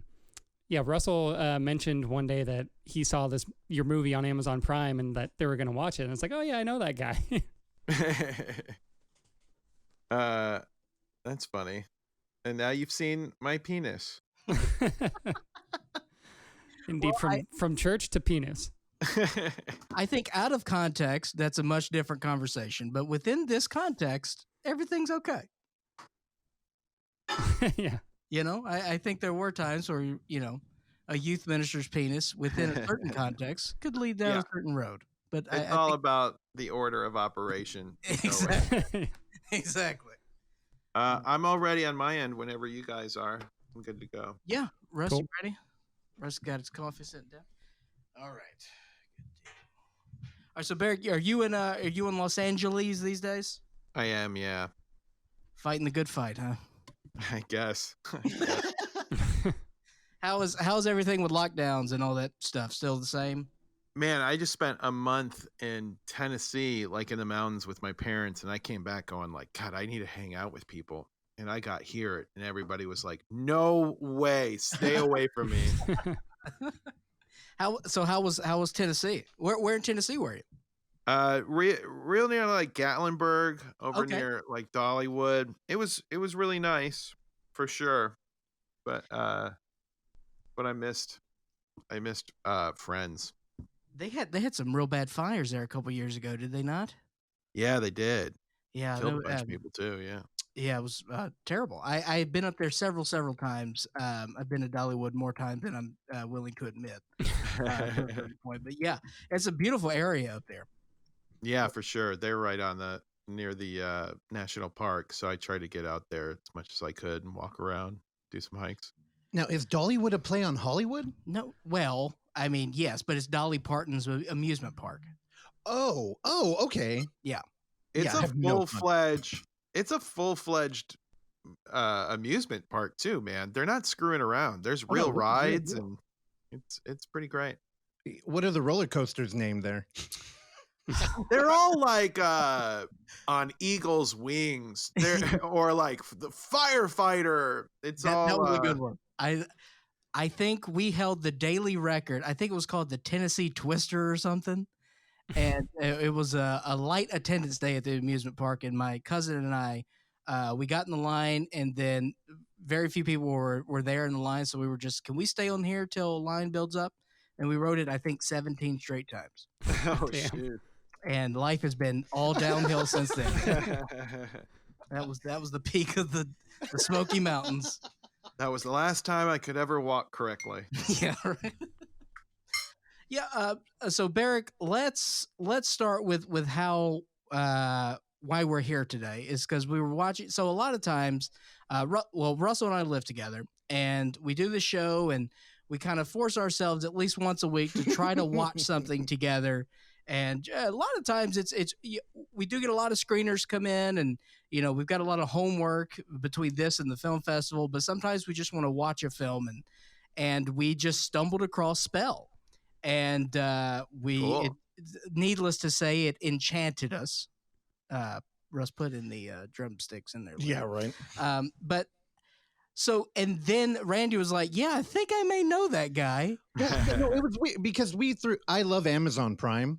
I think the way that they don't filter out like indie content, anybody can contribute. It's really a breath of fresh air for indie cinema. And the cover you have on there for Spell is so striking. And we're like, this looks like it could be good. Yeah. And I remember sitting there with Covers are a big thing. with Clark and being like, I bet Randy's fucking seen it already. And then we had to sit there and be like, did he talk about this on the show? Because I mean, Randy's always talking foreign film and indie, and it's not usually genre. And we were sitting there and we're like, I don't think so. oh, well, fuck it. We'll do a Randy retread, whatever.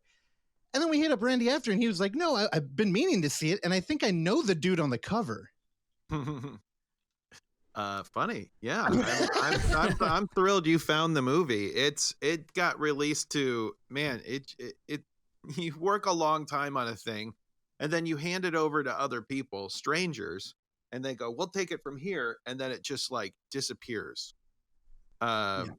Some people worked very hard to try to promote it, but it just kind of ended up on Amazon. And then I think like a month ago, they got another movie called Spell. Yeah. That they released on the same platform like 3 months after our movie came out. So I'm thrilled that like anybody is continuing to see this movie, and I'm thrilled that you like it. Thanks. I'm flattered. It was really like just a handful of people really dedicating themselves with no money, no time. And I think we made something that I'm still pretty proud of. Now, another film coming out under the same name in roughly the same genre, I honestly think that's going to work well for you, because even if people are looking up the other Spell, the posters side by side, the other one looks kind of like somebody made a movie and then a production company took over, and it's like, hey, yeah, this cover should be a girl being dragged into a dark room. And it doesn't inspire anything. And then we have yours where it's a very confronting photo of you with a sort of crown on your head. And it really captures the imagination. And that's why we thought Randy had already seen it. But did y'all already talk about their relationship? Yeah. I'm super curious. Briefly, yeah. Was all that talk, is this whole thing the podcast? Yes. Okay, so I already mentioned my penis and being in a church environment right off the bat of this. Oh, okay. Sorry, I was looking for my damn coffee. It's we Great, have great. we talked about it earlier, but now that you're back, Russell, we have a mutual friend, and I text said mutual friend every once in a while, and he's like, hey, have you seen Barak's movie? He texted me this like, I don't know, months ago, like before you guys had even mentioned watching it. And it was just kind of just in the, the back of the queue, just sitting there. And then once you guys watched it, I decided to watch it too. Damn, you already talked about his wiener? Now, I'll tell you, the male nudity in the film was an important thing to me and Clark. Because, dude, when we get some male nudity, one, that's kind of a new trend in horror films. I think, where we've had women naked on there for so long. You saying dicks are the new tits? Yeah. No, dude, easy. That's not even controversial. Randy, write that down. But on top of that, I'm like, I instantly thought of Seinfeld. I'm like, you're in fucking Iceland in a puddle. It must be fucking freezing out there. And me and Clark were like, dude, they made this motherfucker go through it. And then instantly we jump on IMDb and we're like, wait, he wrote the fucking script? I think at that moment, we're like, we got to get him on here. Plus, I did feel a little sense of relief. Knowing that you put yourself in these own situations. I figured, how many chances am I going to get to be the lead of a film? This might be the only time. And so I better go for it. And so I kind of wrote it as I wanted to tell this kind of cool, weird story, but then also go like, I should really push myself as an actor and put myself in weird scenarios. So yeah, that was, thinking about the nudity, like the women, there's like no female nudity in the movie. I wanted to do a little twist and just go, well, like, I'll be the naked one. Oh, we did get in. There's this great Icelandic actor named Magnus who's in that scene, who's kind of like my buddy antagonist through the film. And that was his first day of shooting. That was the day I met him. He rolled up and came to this field where there's a hot springs, and we were like, okay, let's go. And then he just had to get naked. And he like rolled with it, man. He's just this incredible actor. And so yeah, we sat naked in a very chilly Icelandic area, but it was a beautiful hot springs. It was so warm. But every time we got out, I was like, guys, we're both real cold. Can someone get a blanket? Are there any heaters? They're like, oh yeah. Because we were just a really scrappy crew. There was only like 10 or 15 of us on the whole production. And everybody was just stressed and going 1,000 different directions that shoot. How cold was it? Iceland, man, if you've never been, it's my favorite place in the world. We shot, I think, in August, and so it can be like 75 degrees, and then an hour later it's 20 degrees. Jeez. Like and then you'll be down near the coast, and you'll go up on top of a glacier and shoot, and it's a whole other world, just an hour apart. Dude, you didn't look cold for 1 second of that movie. We were cold. We were all cold. Well, I mean, that's good then. I just revisited it, and I'm watching And the whole that's time. including a penis shot. So well done. I was thinking of George Costanza the whole time. It was cold in the water, and I was watching it. And right now we're in California, and this is gonna sound so lame, but it's very cold in this house right now. And I was sitting there like trying to warm my hands, and I'm watching you in Iceland in water. You know why it's cold in this house? Look at our PG&E bill, baby. Oh, Highway robbery. Continue. Yeah, but I'm just like, this motherfucker. I didn't see you shiver. I would expect digits to be blue. You looked like you just powered through it. I mean, there's something about being the lead. Like, this was my baby. Obviously there was a director, a very talented director and producer, and we had a great cast. But this, like, I came up with the concept, I wrote it, I was the lead, and I just figured, like, this is as big of an opportunity as I could possibly hope for. So, like, there's no time for me to be lazy or complaining. But I should tell you, I did make time every day to be lazy and complain during the shoot. Yes, you do. Life is a balance. You need your yin and your yang. So I definitely wanted to go into the production of this and how this story was created. But Sure. essentially, so you're an improv guy, right? Yeah, I have a sketch and comedy background. Oh. Yeah. So how long UCB have you been doing for that? I started doing improv in the mid 90s, right when it was only like Whose Line Is It anyways, and we kind of learned it in Orlando, and then started a group where I just traveled the country doing improv at churches. I was very Christian growing up, so we just traveled around going, like, we were on the road 10 months of the year, just traveling to church doing improv. And I did that for a long denomination? time. We were kind of like evangelical. Okay. Yeah, I grew up very Southern Baptist, so I am familiar with the traveling improv groups. And what was the other? A power team? Oh my God! Yeah, I want to write a power team movie. Oh, are the rest of you guys aware of this? Oh no, Russ, do you know the power team? You brought it up like a year ago, but it was the first I'd ever and the last I'd ever heard. Barak, I'll let you handle this one. Was this group, I think, in the late 70s, early 80s, where it was a like bodybuilders for Christ, and they would come and do like a huge show at a church or auditorium, like high energy music, and then they do all these feats of strength where they like blow up hot water bottles and then rip phone books in half, yeah, and then preach at you. But in reality, it's like 30 jack dudes living in a bus going from city to city. Like, they were all crazy. Like, there was a lot of scandals that went on. I think that would make an amazing documentary or movie. Have you started the treatment for that? I should. Let's get it. I'm not exactly the person that knows the ins and outs of the bodybuilding world. Oh man, that's like Michael Thor. That guy, John Michael Thor from Canada, he got his career blowing up like Alhambra bottles with his lungs. Oh, really? Yeah. Oh. And then he started the musical act Thor, which and now he's very fat. He kind of the plateaued. End of all of our stories. Yeah, right. Well, he had a couple horror movies, and then that's the gateway, huh? You know, after Anvil came out, you remember Anvil? Yes. Like, they kind of started the whole like documentary about a band you forgot about or never knew, and he kind of went there to die. Gotcha. Yeah. All right, so Again, enough about Thor. So power team. Although that could be a segue. These guys are still talking about Thor.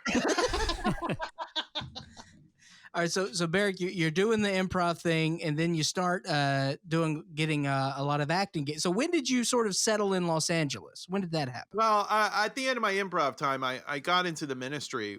It was where I met one of you guys, and that went south real fast and hard. And I was like, I'm done with this world. I've lost my understanding of what truth is. I'm going to go to LA and be an actor. So I moved out here at like 30 and then jumped right into like, there's a comedy theater, Upright Citizens Brigade. And I did some stuff at Groundlings and, she like got a commercial agent, started booking commercials. And then over the years have just developed, try to develop more as an actor and a writer too. Like I write all the time now. I love that creative process, just building stories and intertwining characters and giving everybody arcs, man. I just love it. I've learned so much more since Spell. I'm excited to do it again someday, hopefully. Was stand-up ever a part of your creative outlet? I tried. I did like one open mic. Man, I was so nervous. I couldn't do it. I couldn't memorize. I didn't have any confidence.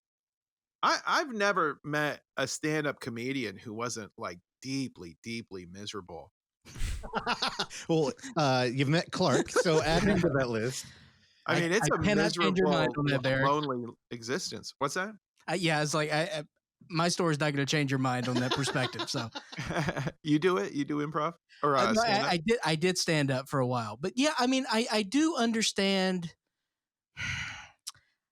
So I think people want to pit, improv and stand up against each other, but I have great respect for improv and that sense of community, and stand up certainly has a sense of community, but at the end of the day, like, the success and the failure, you sort of want that on your own shoulders.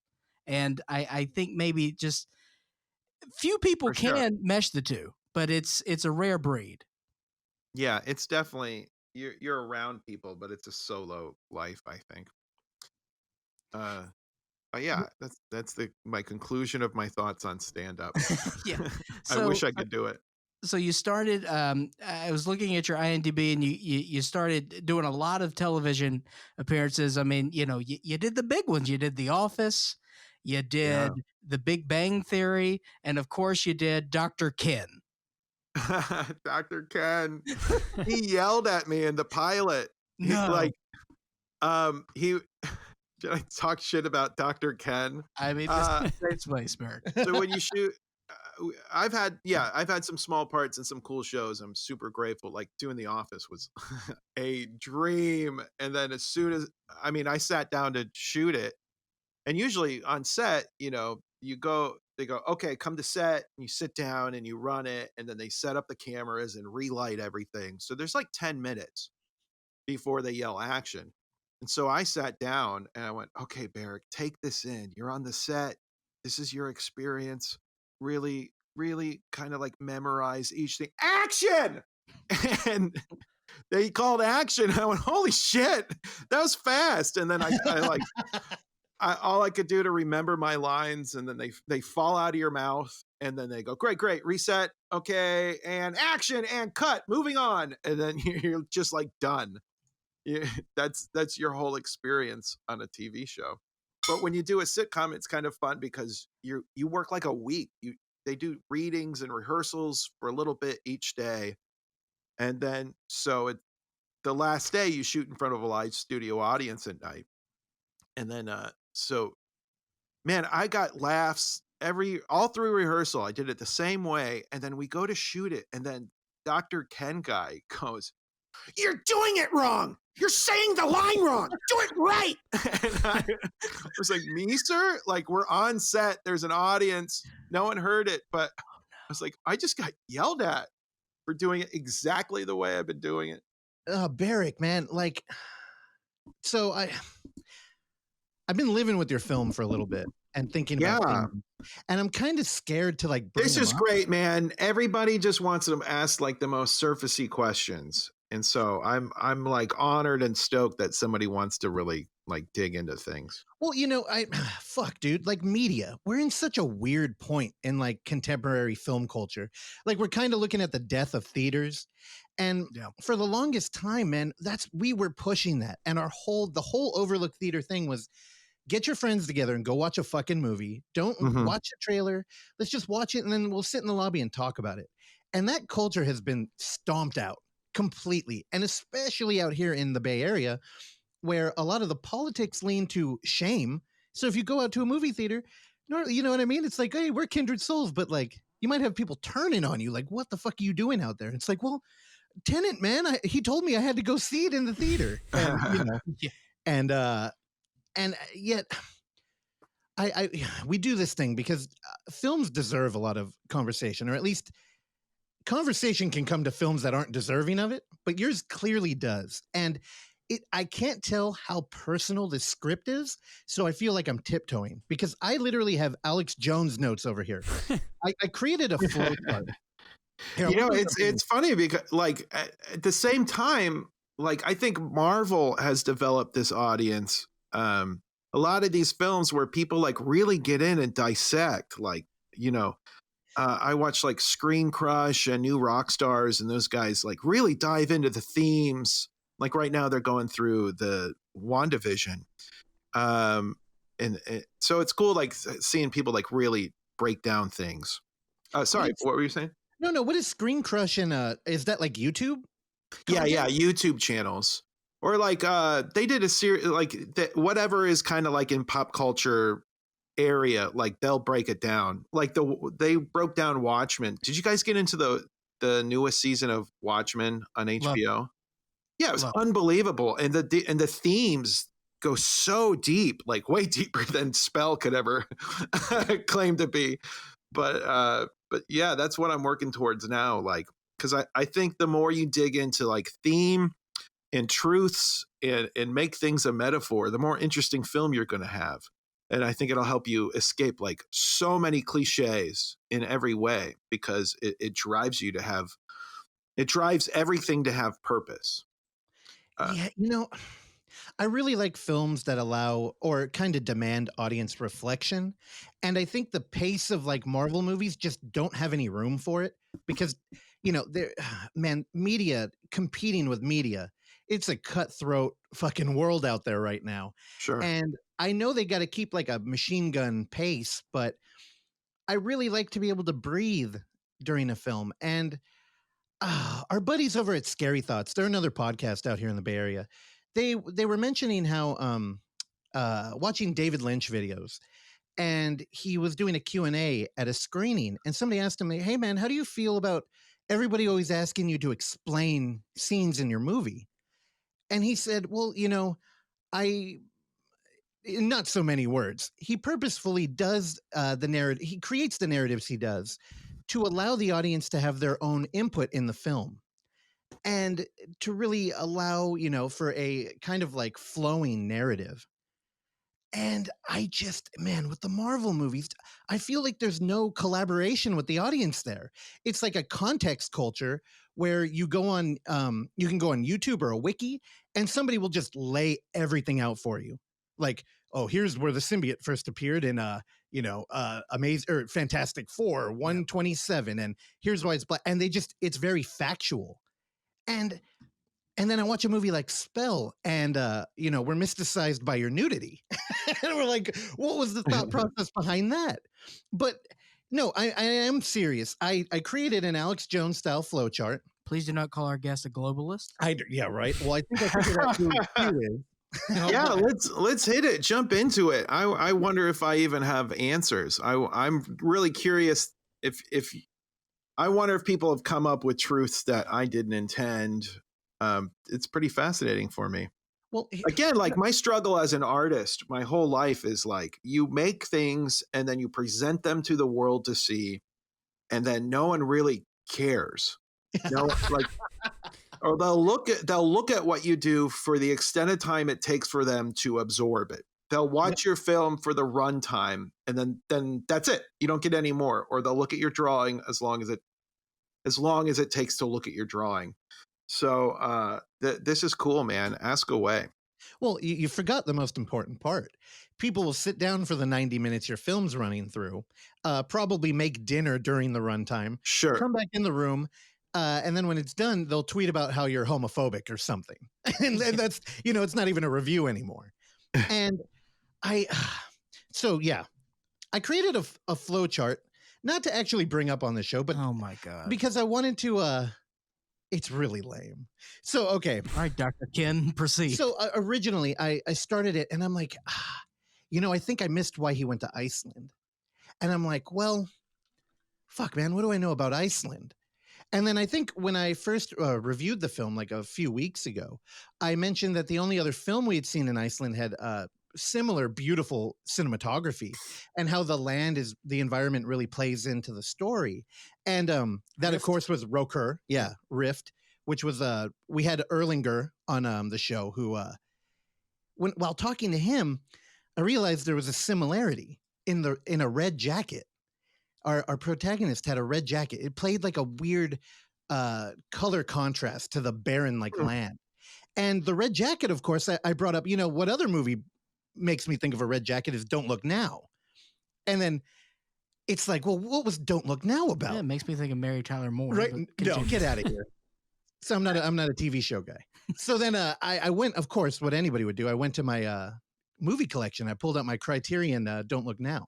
I'm like, there's got to be a clue in here. Oh, God. So then I was like, oh, they probably have an essay. And then I opened it up and I'm like, wait, this isn't a booklet. There's like a fucking poster in that release, which shows like the time we spend with our media has just changed. I used to pour through those Criterion literatures, but I was looking at it for the first time.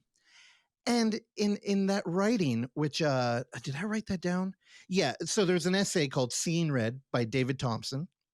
And he talks about water and why Venice was so important in Don't Look Now. And it's like, he has a daughter who drowned and now he's going to Venice, which seems like a torture. And yet, water is life-giving, except for him now it represents death. And he's in a town where you get around on gondolas. And I'm like, that didn't help me at all. But now I'm back here and I'm thinking about Iceland again. And then I started thinking about man-childs, like being a man-child, which is what I would refer to myself as. And the struggle to find autonomy in the world and a purpose. And I started thinking about the army, where it's like, briefly when I came out of high school, I was like, I don't know what the fuck I'm going to do. I'm not ready for this. And then it's like, well, I could join the army and they'll tell me what to do and I'll get paid. Yeah. And then, the religious aspect came up and I'm like, well, in the movie, Barak, your character says that, he was Christian, but, he's not really practicing. And I'm like, so was it religion that brought him there? Because Iceland is 80% Lutheran, which I know because I listen to a lot of black metal. And look at the culture that spawned. The most anti-religious culture, which is ironic because all of the Satanist shit is based on religion. It's almost like you're feeding the energy back in there. Yes. You see, you're following me here? I have a cork board with yarn. I'm following you in an effort to move along with the conversation. Yes. Well, okay. Because then we get to the rune stones, and I look back at it, and we're in a dilapidated haunted house, and we have spell components now.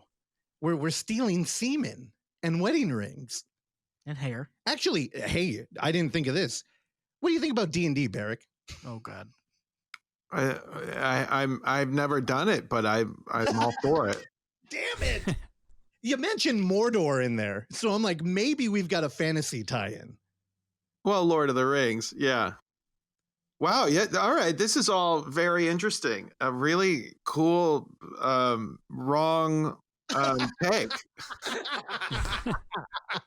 but thought through, and I respect it.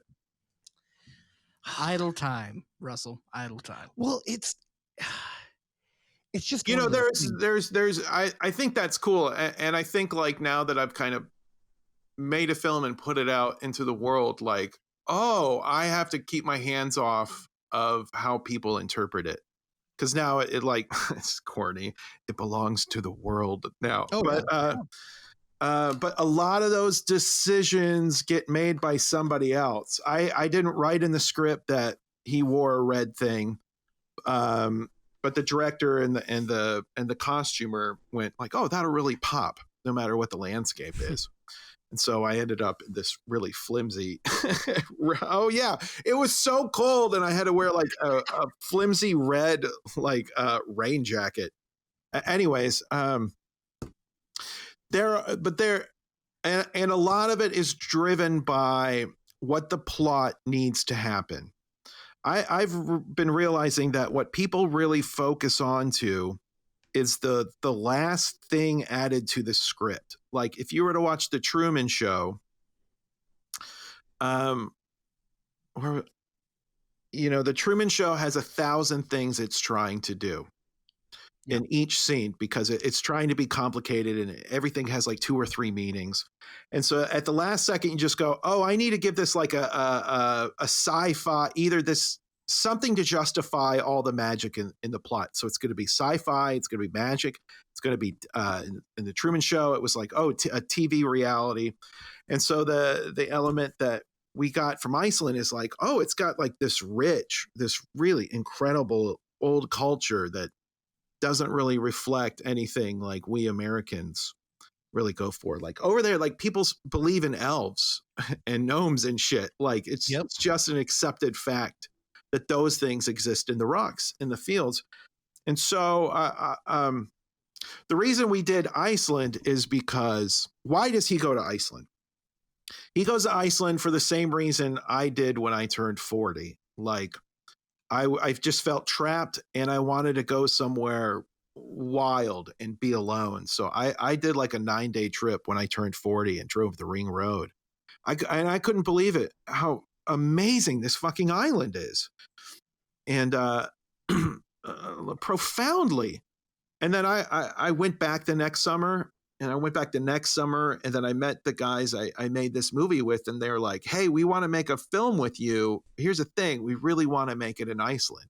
I was like, "Dude, I want to make mine in Iceland," because they had been a bunch. And so the guy ends up in Iceland because, in life, we just lose our shit and we need more perspective. And we think that like going somewhere else will provide the answer, which was Benny, the main character, is like his choice. So he goes out there and he explored it the same way I would, to go like, I don't know, I think I need a hotel, I think I need a tour guide, and then you just feel like a tourist in a new wild place.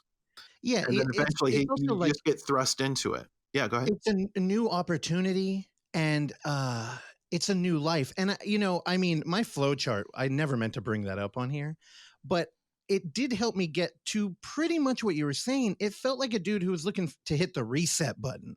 Mm-hmm. And a lot of the times when I look at films where it's about an American who has had a domestic incident that kind of left the nuclear dream in shambles, they run to another country, and it's kind of like, I'm homesick, but I'm alone, which is kind of what I wanted. But also, what does homesick mean?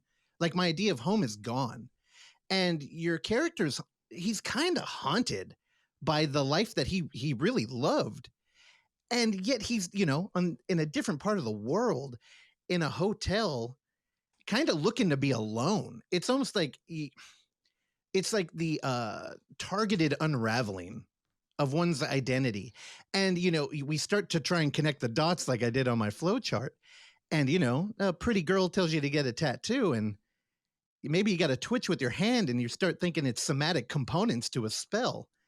I mean, I would go down the same path. Yeah. And also, the trope of a cult in a horror film is something that I went from loving, like it was one of my favorite things to see a cult pop up in a movie, to something that made me like verbally groan. Like, oh, we're doing this again. Yet when I watched Spell, I was like, wow, this is kind of cool. Because right off the bat, they don't come out as like a cult. They kind of come out as like some college kids who have a thesis paper they're writing, and you're just kind of at the butt end of it. Right. Like, would you describe our supporting cast as like cultish? Man, people refer to them that way, and it sounds right. I never thought of them that way. As a cult. I mean, I Yeah, guess that exactly describes who they are, but I never went like, oh, these people, I don't think they're evil people. I think they're man, what would it be like? Remember the third Indiana Jones? Yep. Where they try to break into the temple, and then all of a sudden there's like these guys with tattoos on their chest going like, we have saved the temple for many years. Like, it's basically them. Yeah, to me, the spell is a story about either we are truly lost or we are the center of the universe. Either the things that happen to us are part of a story that's meaningful and that has a conclusion, and all of our hardships, our moral and physical imperfections, either they're just random and meaningless, or they are the most important thing in the world. And to me, I think that's what the story was. Coming from a Christian background, I was a pastor, and I was basically in the ministry for decades. And then leaving that, man, I lost all truth in my life. Like, every moment as a Christian, I thought I had purpose, a higher calling. I thought everything was building towards something. I thought I could open a book. I could open the Bible and find truth at any moment. And then I lost every single bit of that when I stopped believing in God. I lost truth. I lost purpose.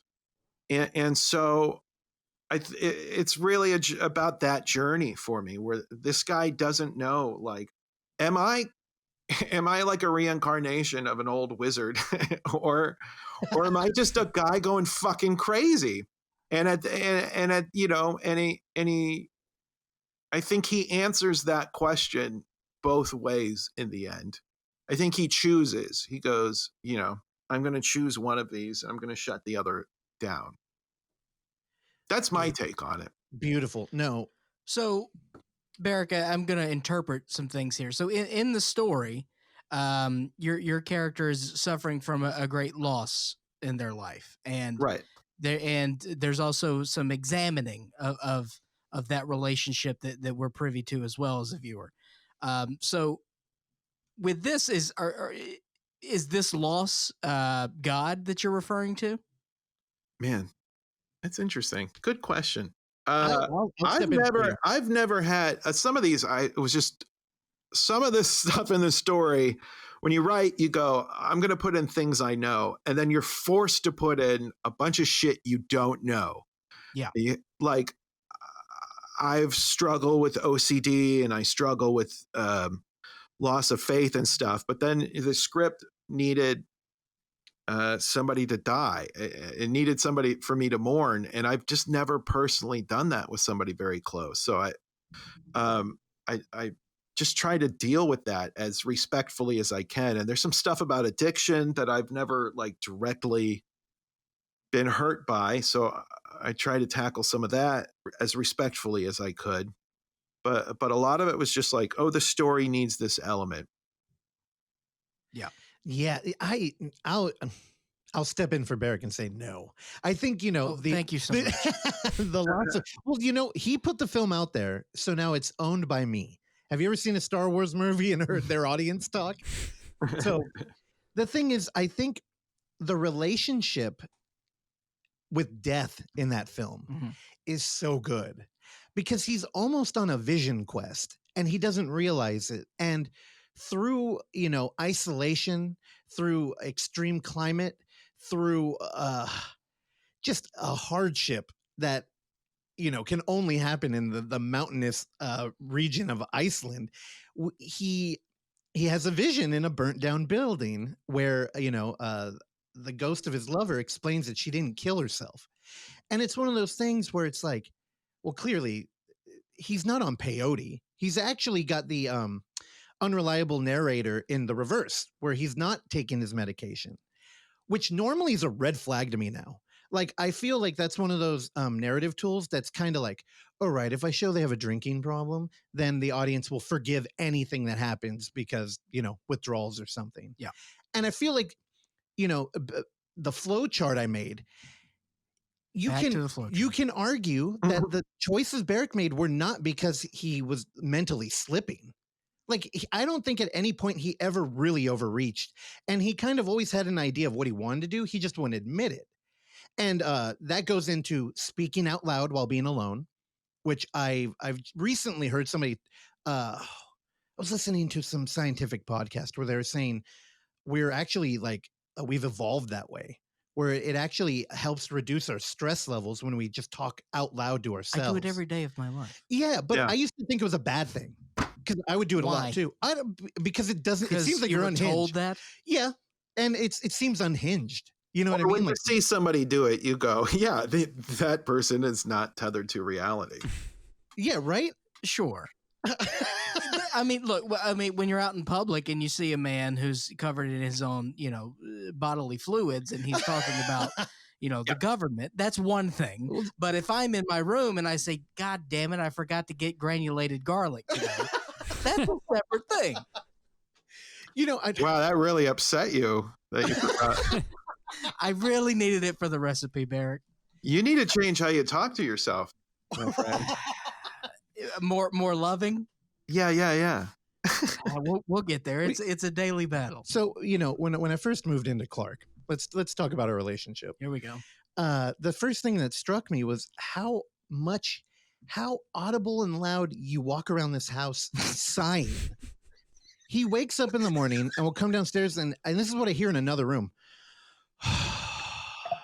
And he'll walk in. I'm like, dude, what's up? He's like, nothing. I'm fine. I'm like, oh, okay. It's like I'm like a giant tour bus. You understand? And I'm releasing my air brakes. Okay. That's all I'm doing. It's a cleansing sigh. I get it. Exactly. Oh my God. It's just setting up for the day. Now, okay, let's use that to get back. No, Barak, how come you didn't? I shouldn't phrase it that way. Why didn't you direct the film? Man, I've tried directing in the past and I enjoyed it. I never felt like I'm passionate enough to pursue that. I'm pursuing so many things that are so hard. Like I'm doing acting and I do art and I'm trying to make these videos and I'm trying to write. And I just thought that's just one more game. I don't want to play I don't want to come up with treatments all the time. And also these guys came to me and said hey, we want to make a movie. Brendan, the director, is an incredible director. And he directs so many music videos and short films and oh, of course we're going to put it in his hands and he's going to do all the hard work. I'm definitely grateful I didn't have to try to direct myself in my first feature. I think that's too much. I just wanted to be present in that moment. Now, and also I was a producer on it. So I'm running around the whole time going what, do we have lunch? Where's this actor? Where are we doing this next scene? So it's already pretty stressful. I couldn't imagine trying to do both. Yeah. And I thought it was important to ask just because Benny, at a certain point, it's revealed that he has an issue with control. And I didn't know if that was a thing you were trying to deal with in there. I'm telling you, the script reads very personal. And I think that's one of the things that I find so appealing about it. Yeah, it is true. Yeah, part of that, it's a fake character, but I did put in a ton of myself. That's how I flirt or how I flirted. I got nervous that people would see all if you went on a date with me and you go, oh yeah, he did that in the movie. Just the little dumb jokes I make. I try to give I didn't do a character. I just did myself, how I would react in that situation. So, which makes it so hurtful people describe me as a man child, or they talk about that character as just like being purposefully a stupid asshole. And I'm like, oh, I was just trying to be me, man. I was trying to be very charming. Dude, but honestly, I think that's why me and Clark saw you as like a P in our pod, where, I refer to myself as a man child all the time. I mean, I don't own a shirt that doesn't have a graphic printed on it. I refer to myself as a demigod. Oh Continue. God, okay, that was strong. No, but I could imagine being alone in a rural area and then making a joke that is inappropriate and only I can hear it. And it's just how I deal with all of life. And I saw your character doing it, and I'm like, God, man, it feels fucking real. And there's a moment in this movie that I have to tell you, I thought was the most informative and just like fucking good. Good. Oh, I love this. I love the beginning of this sentence. It's the it's the coin flip you do. Oh, You know what I'm talking about? Well, it's so informative to your character because, you start with the joke and you're like, all right, what was it? It's like, if it's the sea god, I go right. If it's fish, I go left. Mm-hmm. And we're on where it's a tight frame and you flip the coin and then you just start walking. You don't look at it. And the camera moves down and it shows the coin for the audience.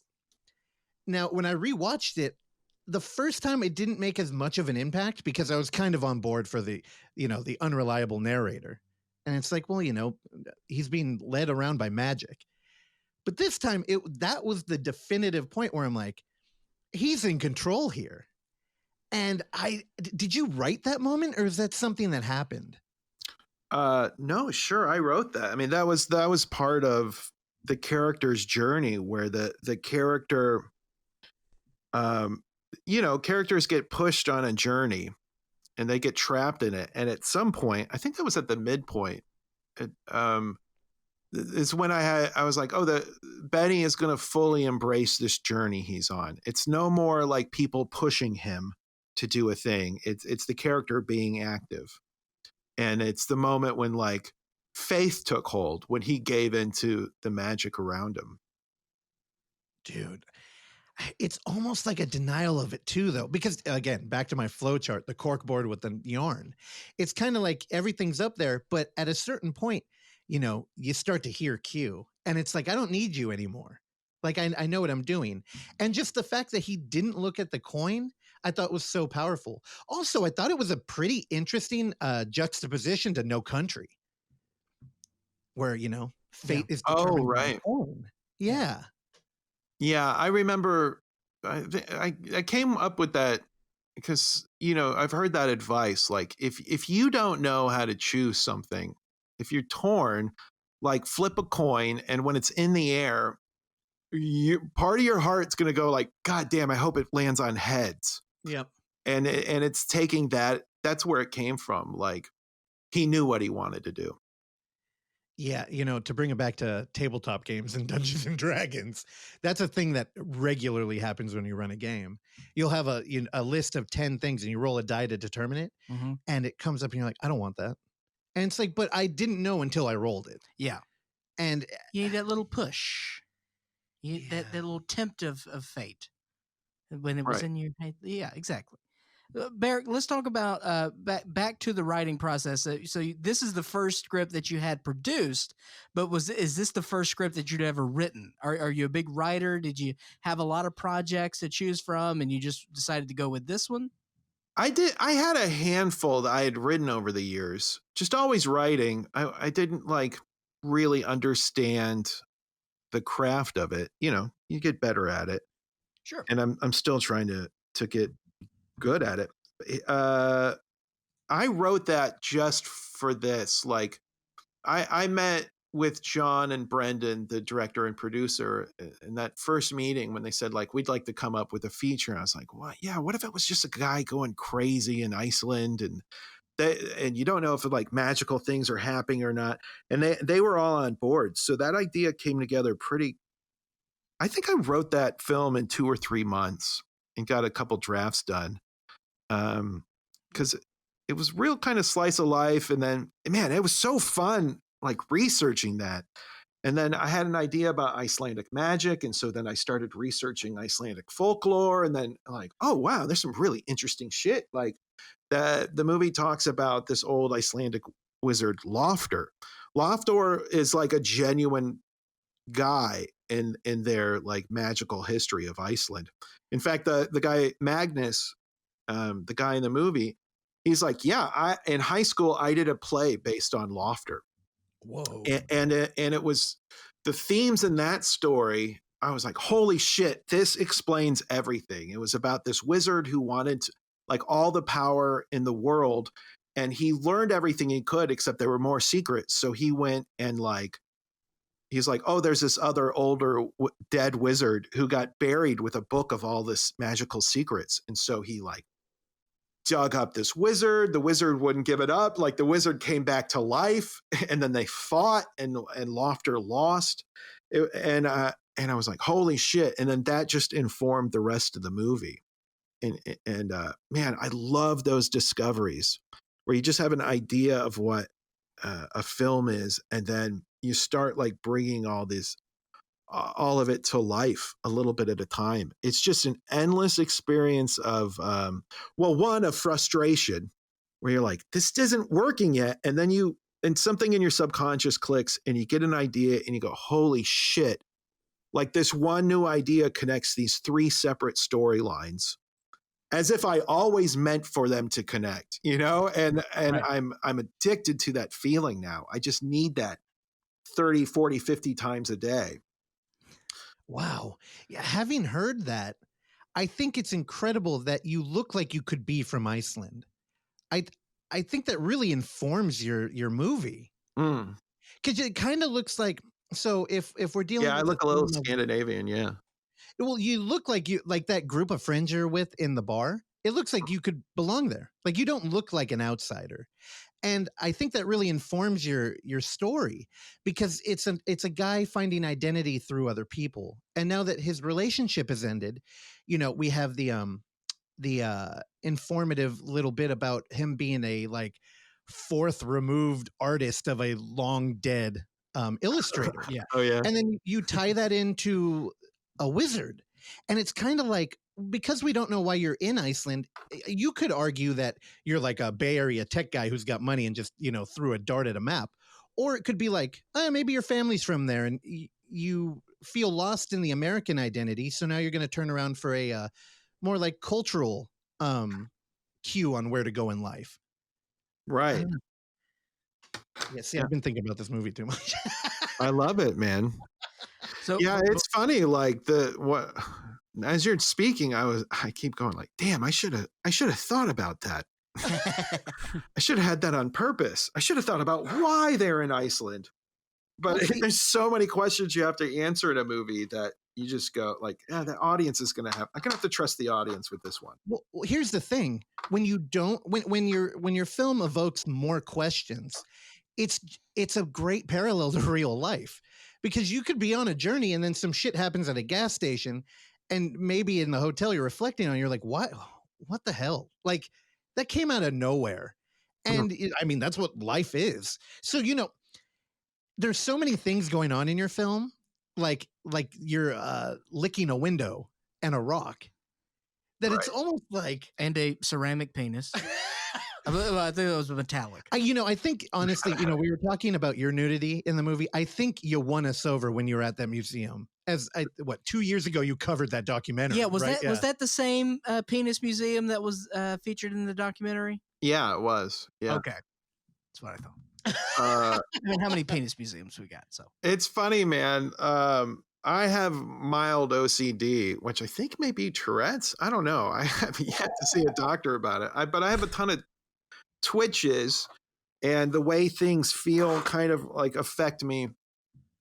And then I was reading the story about Chris Farley. There's a great book, like an oral history of Chris Farley, and he really struggled. He had problems with addiction.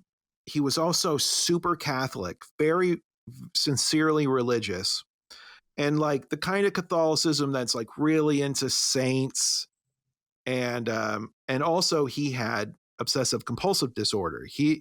In that book, I learned like he had to lick everything. He had to lick doorways. He had to lick wallets. It was just this compulsion. And those three things combined to drive him to madness. You know, the compulsion made him do things which conflicted with his Catholicism, which made him feel incredibly guilty, which led to like more abuse. And it was just this very sad cycle with him. That was the inspiration for that. And I was like, oh shit, yeah, that's kind of the world that I'm lightly struggling with my compulsions, with my search for religion, with wondering if my life has purpose or not.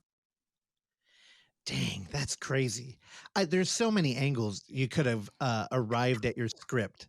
And one of the ones I thought was the connection, or, you know, the discussion of mental illness and magic. Like if you Google that, there are a bunch of papers and books written on it where Really?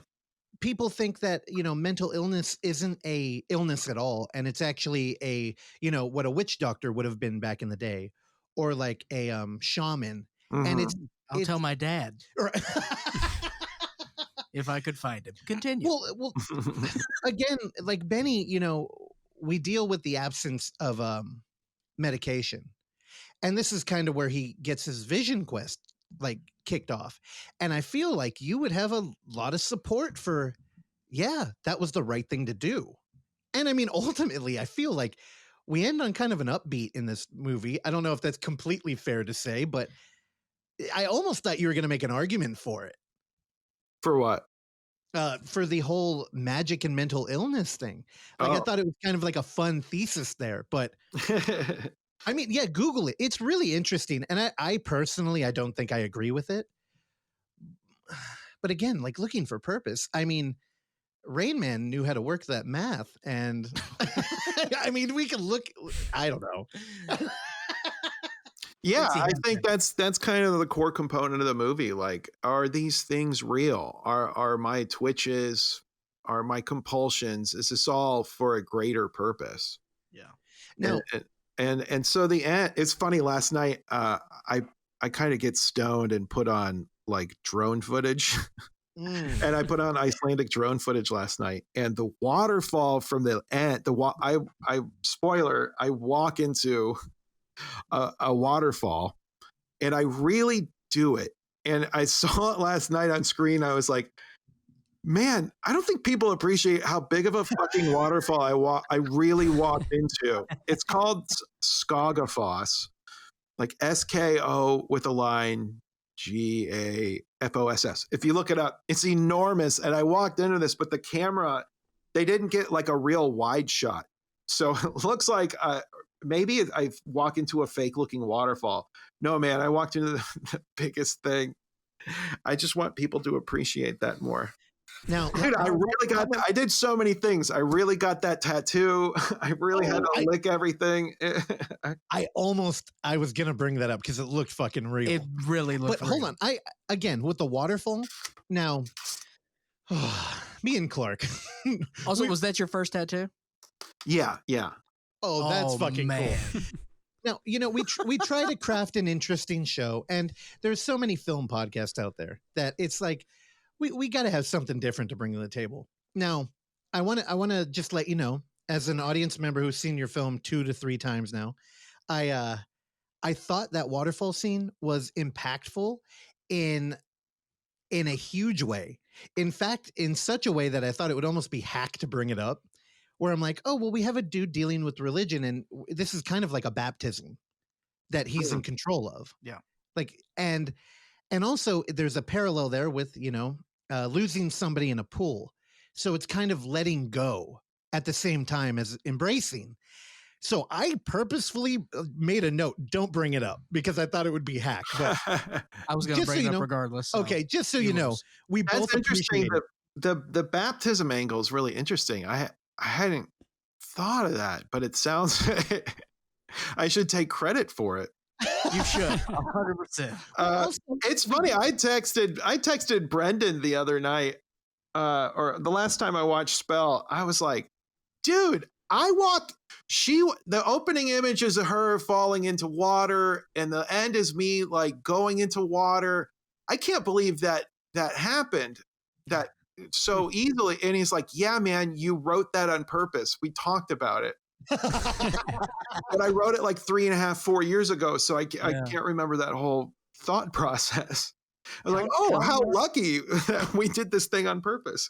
Very Hitchcock of you. How gnarly was it standing under that waterfall?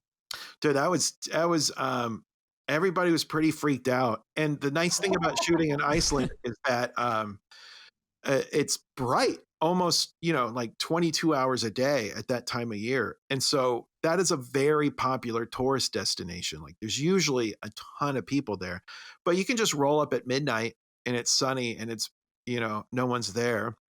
And I walked in, I walked in until I couldn't see anymore or breathe anymore. I think the water got up to like my chest. And I part of my brain was screaming like, no, go further, commit, get the shot. You only want to do this once.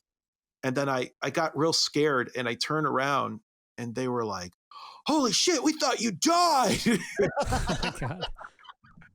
I was like, oh, great, we got the shot. I don't need to do that ever fucking again. Wow. I completely had forgotten about the long days in Iceland. That actually, it's kind of a really cool thing to think about when thinking in this movie. Because normally, like in Rift, we're dealing with a house out in the middle of nowhere. Yeah. So you get a lot of like heavy curtains and, like kind of human. A little bit of a change. Yeah. But in this, dude, it changes the vision quest in such a dramatic way. Because it's like, oh, he's out there for a day fucking around with some rocks. And it's like, that's a long fucking day. Also, when he's out there and he gets so dirty, the waterfall is just a perfect period to that. Like a rebirth. Well, it's stunning. Yeah, it's beautiful. The cinematography in this film is amazing. And we don't know if we should, thank your cinematographer or just Iceland. Because everything we've seen out of there is so fucking pretty. Oh yeah, Eric Bader was our DP. He does a ton of music videos. He does a lot of Tim and Eric stuff too. He just showed up and like that crew worked so hard and they got beautiful. But there's so many benefits to shooting in Iceland. One is like you don't need permits. It doesn't exist. You just show up and go, "Can I shoot here?" And people are like, "Yeah, I don't care." Right. Everywhere you point your camera is stark. There's like no trees, very few trees in Iceland. So everywhere you look is a unobstructed view, and it's profound, man. The landscape changes every 5 minutes. If you've never been, you got to go take a week and a half, do the ring road. It's profound. The downside is they have like 0% unemployment. So if they don't want to work your job, they're not going to work your job. Oh. So we had to fly over. We had like $100,000 to make this movie. I think we ended up getting a little bit more. And it was cheaper for us to fly over an American crew and like house them in an Airbnbs than hire locals. And at one point we did have to hire a local, and the PA ended up being the highest paid person on the whole crew. Just because like we couldn't afford the locals, and it's hard to get catering and stuff. So there are like definite challenges, but I would go back there and shoot in a heartbeat. I'm trying to like get back as fast as I can. Now, can we go back to the tattoo? Sure. Is that a real rune? Is that a Lofter rune? That is a rune I made. I knew at some point like, oh, I'm getting into weird territory where I'm like taking somebody else's culture and using it for my purposes. So I wanted to go like, oh, I'm going to draw this rune instead of like using a real one. So I made that up.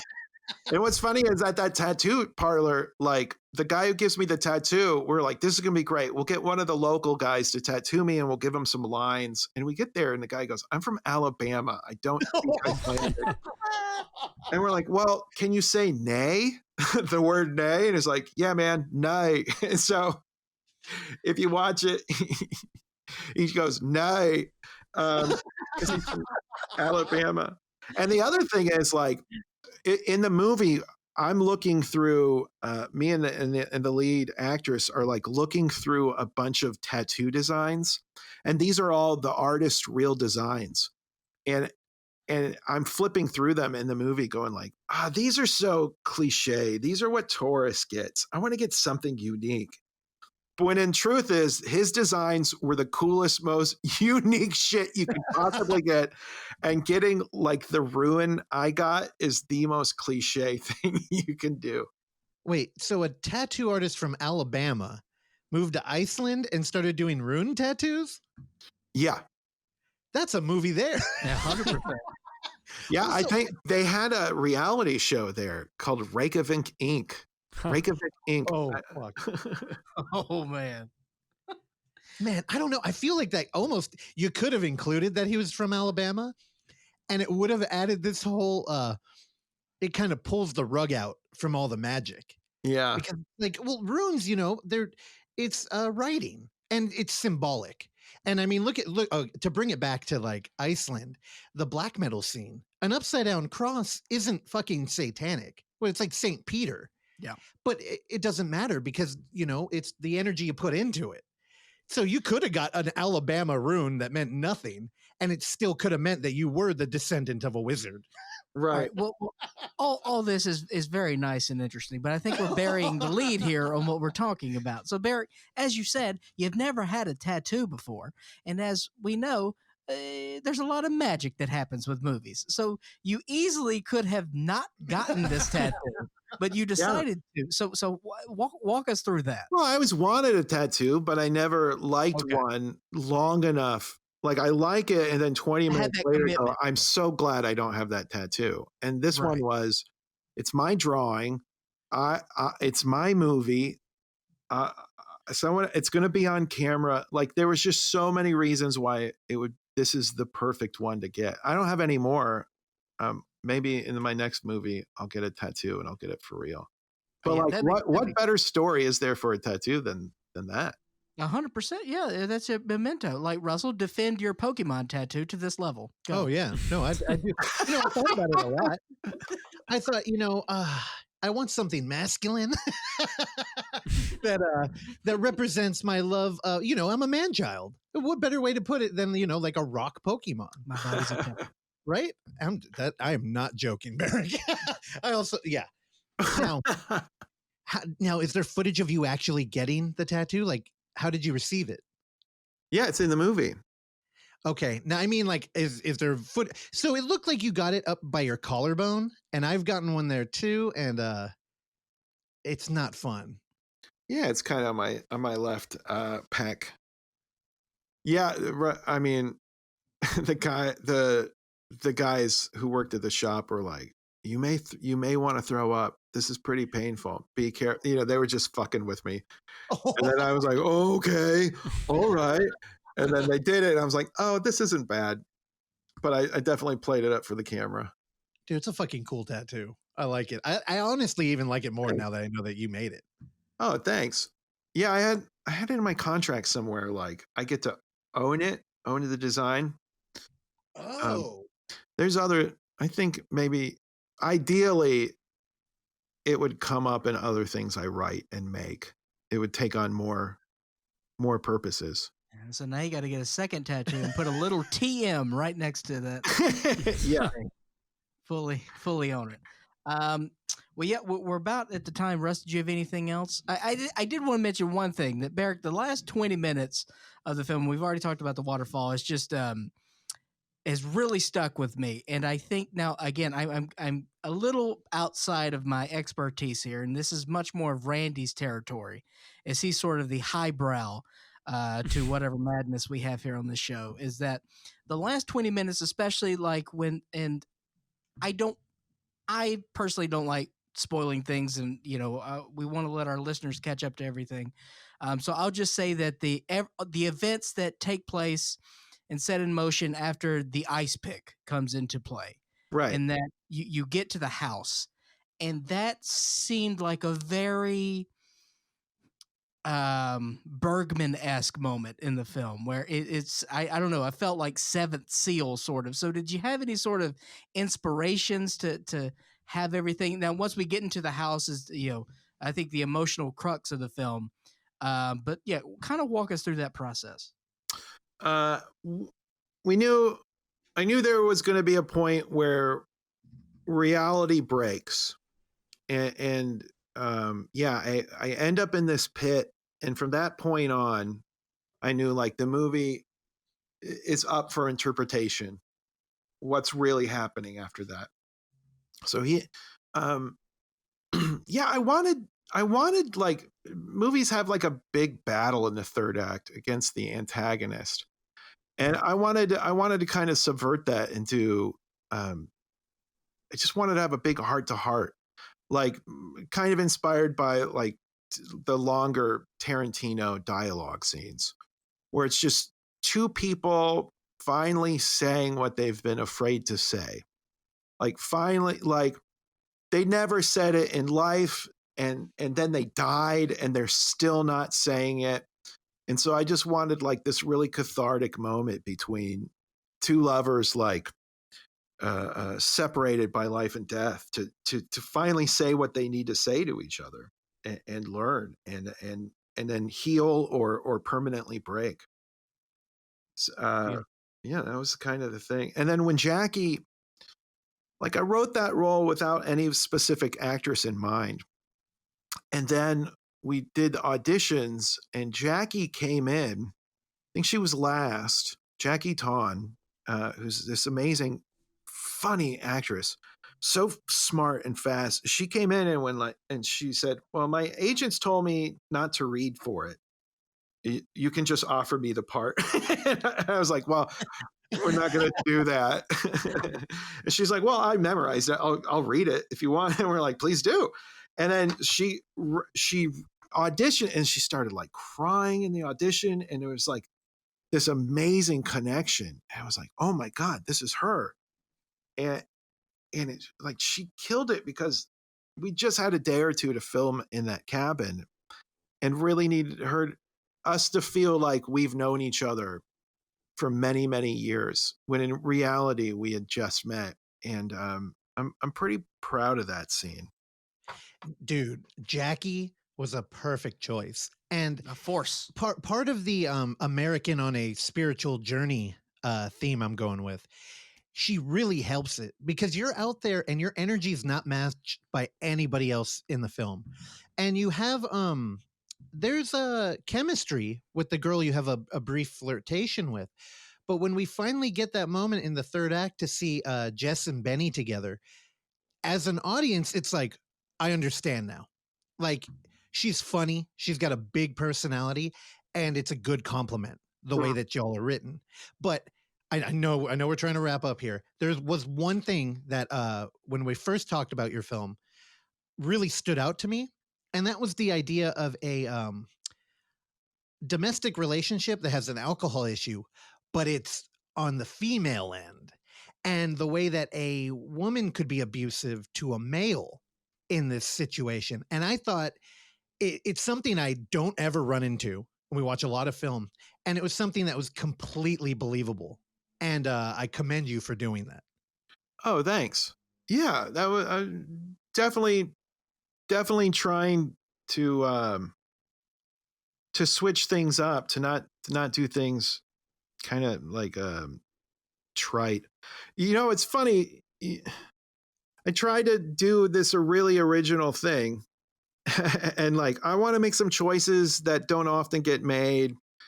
And then our first screening was at the LA Film Fest, and for some reason, Courtney Love was there. Oh, She was sitting 2 rows in front of me. I think like Frances Bean, their daughter, was supposed to be there too. She didn't come. Like, thank God, because I didn't realize. Holy shit! I wrote a movie about Kurt and Courtney like that. Wow. I was sitting 2 rows behind and going like, "Oh, this is a movie about somebody who struggled with addiction to the point where they killed themselves." And then, spoilers, whatever, like find out they didn't kill themselves. And oh my God, thank God. And then I'm going like, oh, this woman had a lover with addiction issues who did kill themselves on purpose, and it happened. And then thank God at the end, I brought this up to John, our producer. He's like, oh no, she was not paying attention to the movie. She was pretty lit the whole movie. So I'm like, oh, thank God. What the fuck? But like, no matter what movie you try to tell, no matter what like interesting choices you try to make, like it still connects with reality.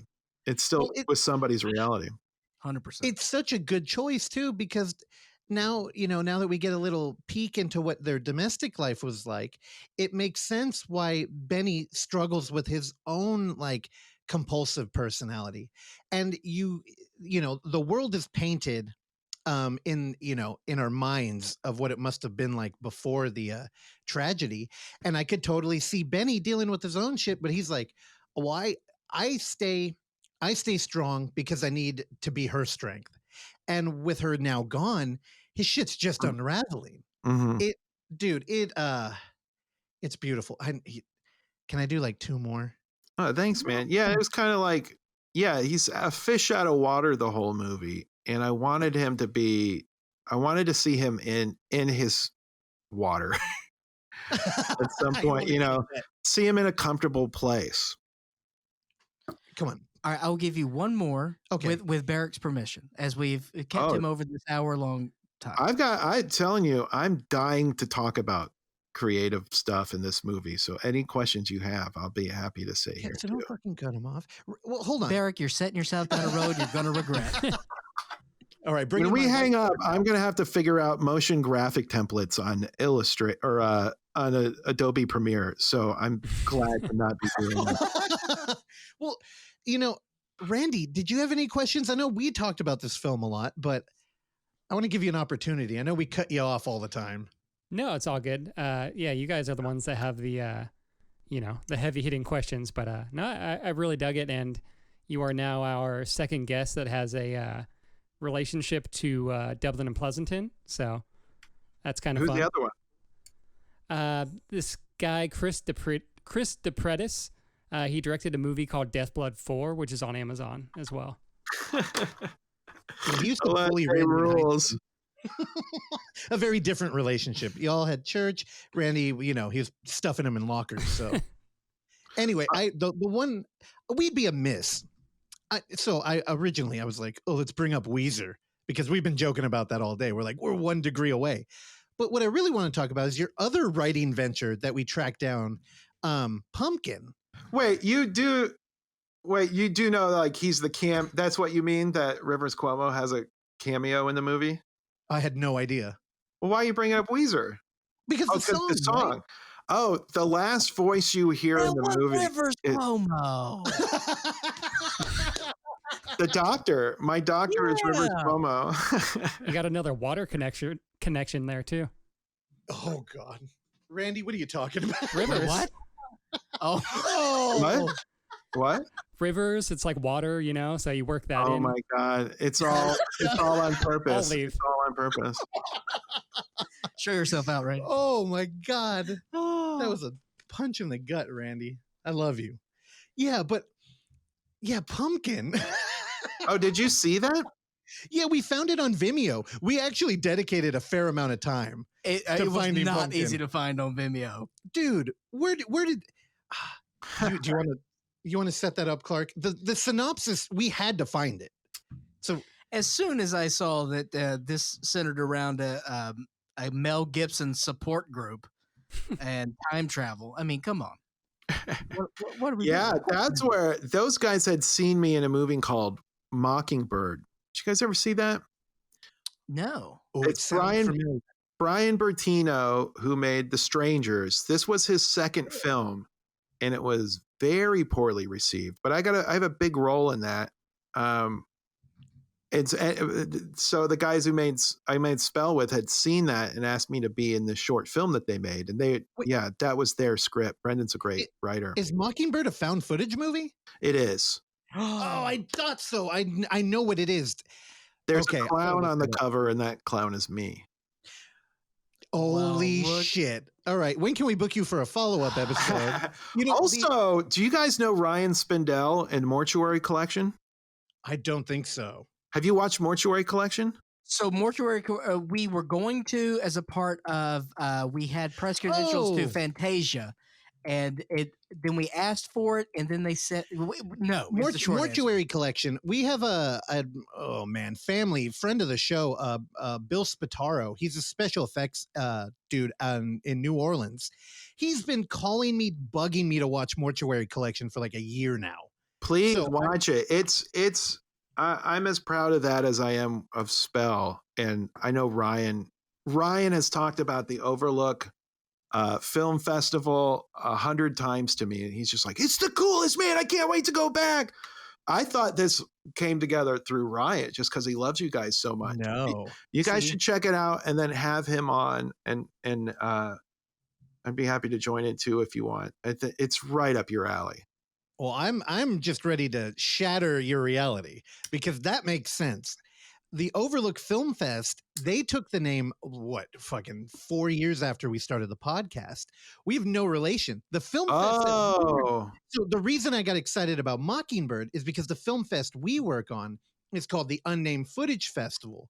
And all we do is in-world camera. And it's kind of this celebration of the genre that, horror shits on, which is incredibly ironic considering all critics shit on horror. And then that's why I'm very excited about Mockingbird, because you say we know you're talented and you're in a found footage film with people you've worked with prior, and people on the edge of their seat ready to tear that down is commonplace with found footage. So yeah. Right. Interesting. I'm not a big horror guy, so I don't know about all the inside scoop. I'm glad to know. No. I could bore you for days with it. Long story short is that now you've given us homework. So thanks, Barry. Well, if it makes you feel better, we duped him into thinking he was on a show connected to the Overlook Film Fest. Oh, it's not that. I gotta go. I don't have time to answer more questions. Do what you gotta do. Yeah. No, a Mortuary Collection has certainly been on my to-do list. Russ, did you have anything else you want to say about Pumpkin? No, it's on Vimeo and it's great, and I wanted to bug him about it, but I don't know. I'm starting to feel bad for keeping him. No, that's the whole reason Spell came about, because they liked me that I did that short, and they're like, yeah, let's see if we can do a longer thing with him. So where the hell did Pumpkin come from? That's so the reason, Patrick Stump from Fall Out Boy did the score. Weezer, it's got a Weezer song in it. It's because there's a group called Crush Music that does music management. Like they do Sia and Sharon Von Etten and and Fall Out Boy and Green Day and stuff. So Brendan was their in-house director. And at the time we made Spell, John, our main producer, was also the manager for the band Train.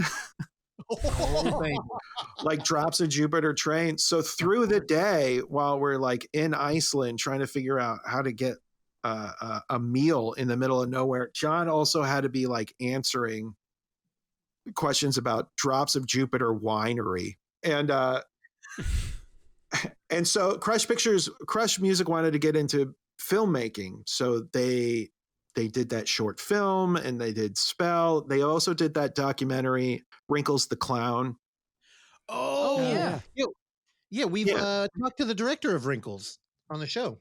Oh, cool. Yeah, I met that guy at Fantastic Fest. So that's kind of how it came to be. And then they so we had access to all their like musicians and stuff. Sharon Von Etten was almost Jackie's role. Oh, no way. Yeah, she had a great audition, but Jackie cried, so you got to go with Jackie. Damn, Wrinkles the Clown. Talk about another movie that it didn't deserve the reception it got.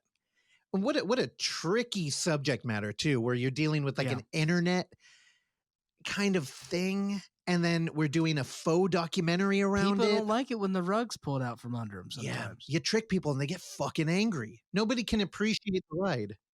All right. That's fucking good. All right. Rush, you got anything closing words for our friend Barak here, who we've held hostage long enough? I know. Barak, I hope you get the sense that Amazon Prime has a ton of people out there. And unlike, the Criterion Channel or even like Shudder, there's just no community. So a lot of the people watch movies and they live with them, but they don't express it. It's, it's all the people on Twitter that aren't tweeting. And it makes an impact, and your film, it deserves eyeballs, and we're going to push it. And I have. Thank you. Thanks. And dude, you did a great job. And keep writing, man. Yeah, and I don't know, anytime you get anything out there, let us know. We'll be happy to wax your car and share it with people. Cool, man. I'm in the thick of writing something that's basically Psycho meets Truman Show. I mean, I'm just so, I love the process of writing. I'm actually making a bunch of videos now. I want to start talking about the creative process. Not that I'm an expert or I'm great at anything, but I just like making things and I like talking about it. So it's like this conversation. I'm going to come out with videos pretty soon on my YouTube and just like keep talking like this. I really enjoy it. And I get a lot out of it too. Well, when you do it, let us know. Yeah. What's your YouTube channel? It's just Barak Hardley. There we go. Yeah. All right. Well, Barak, thanks again, man. This was a blast, and thanks for hanging in there with us. Yeah, guys, this is a real pleasure. Thanks for watching the film and being interested in it. And man, this is a lot of fun for me. Yeah, man. Good deal. You're welcome back anytime. Thanks.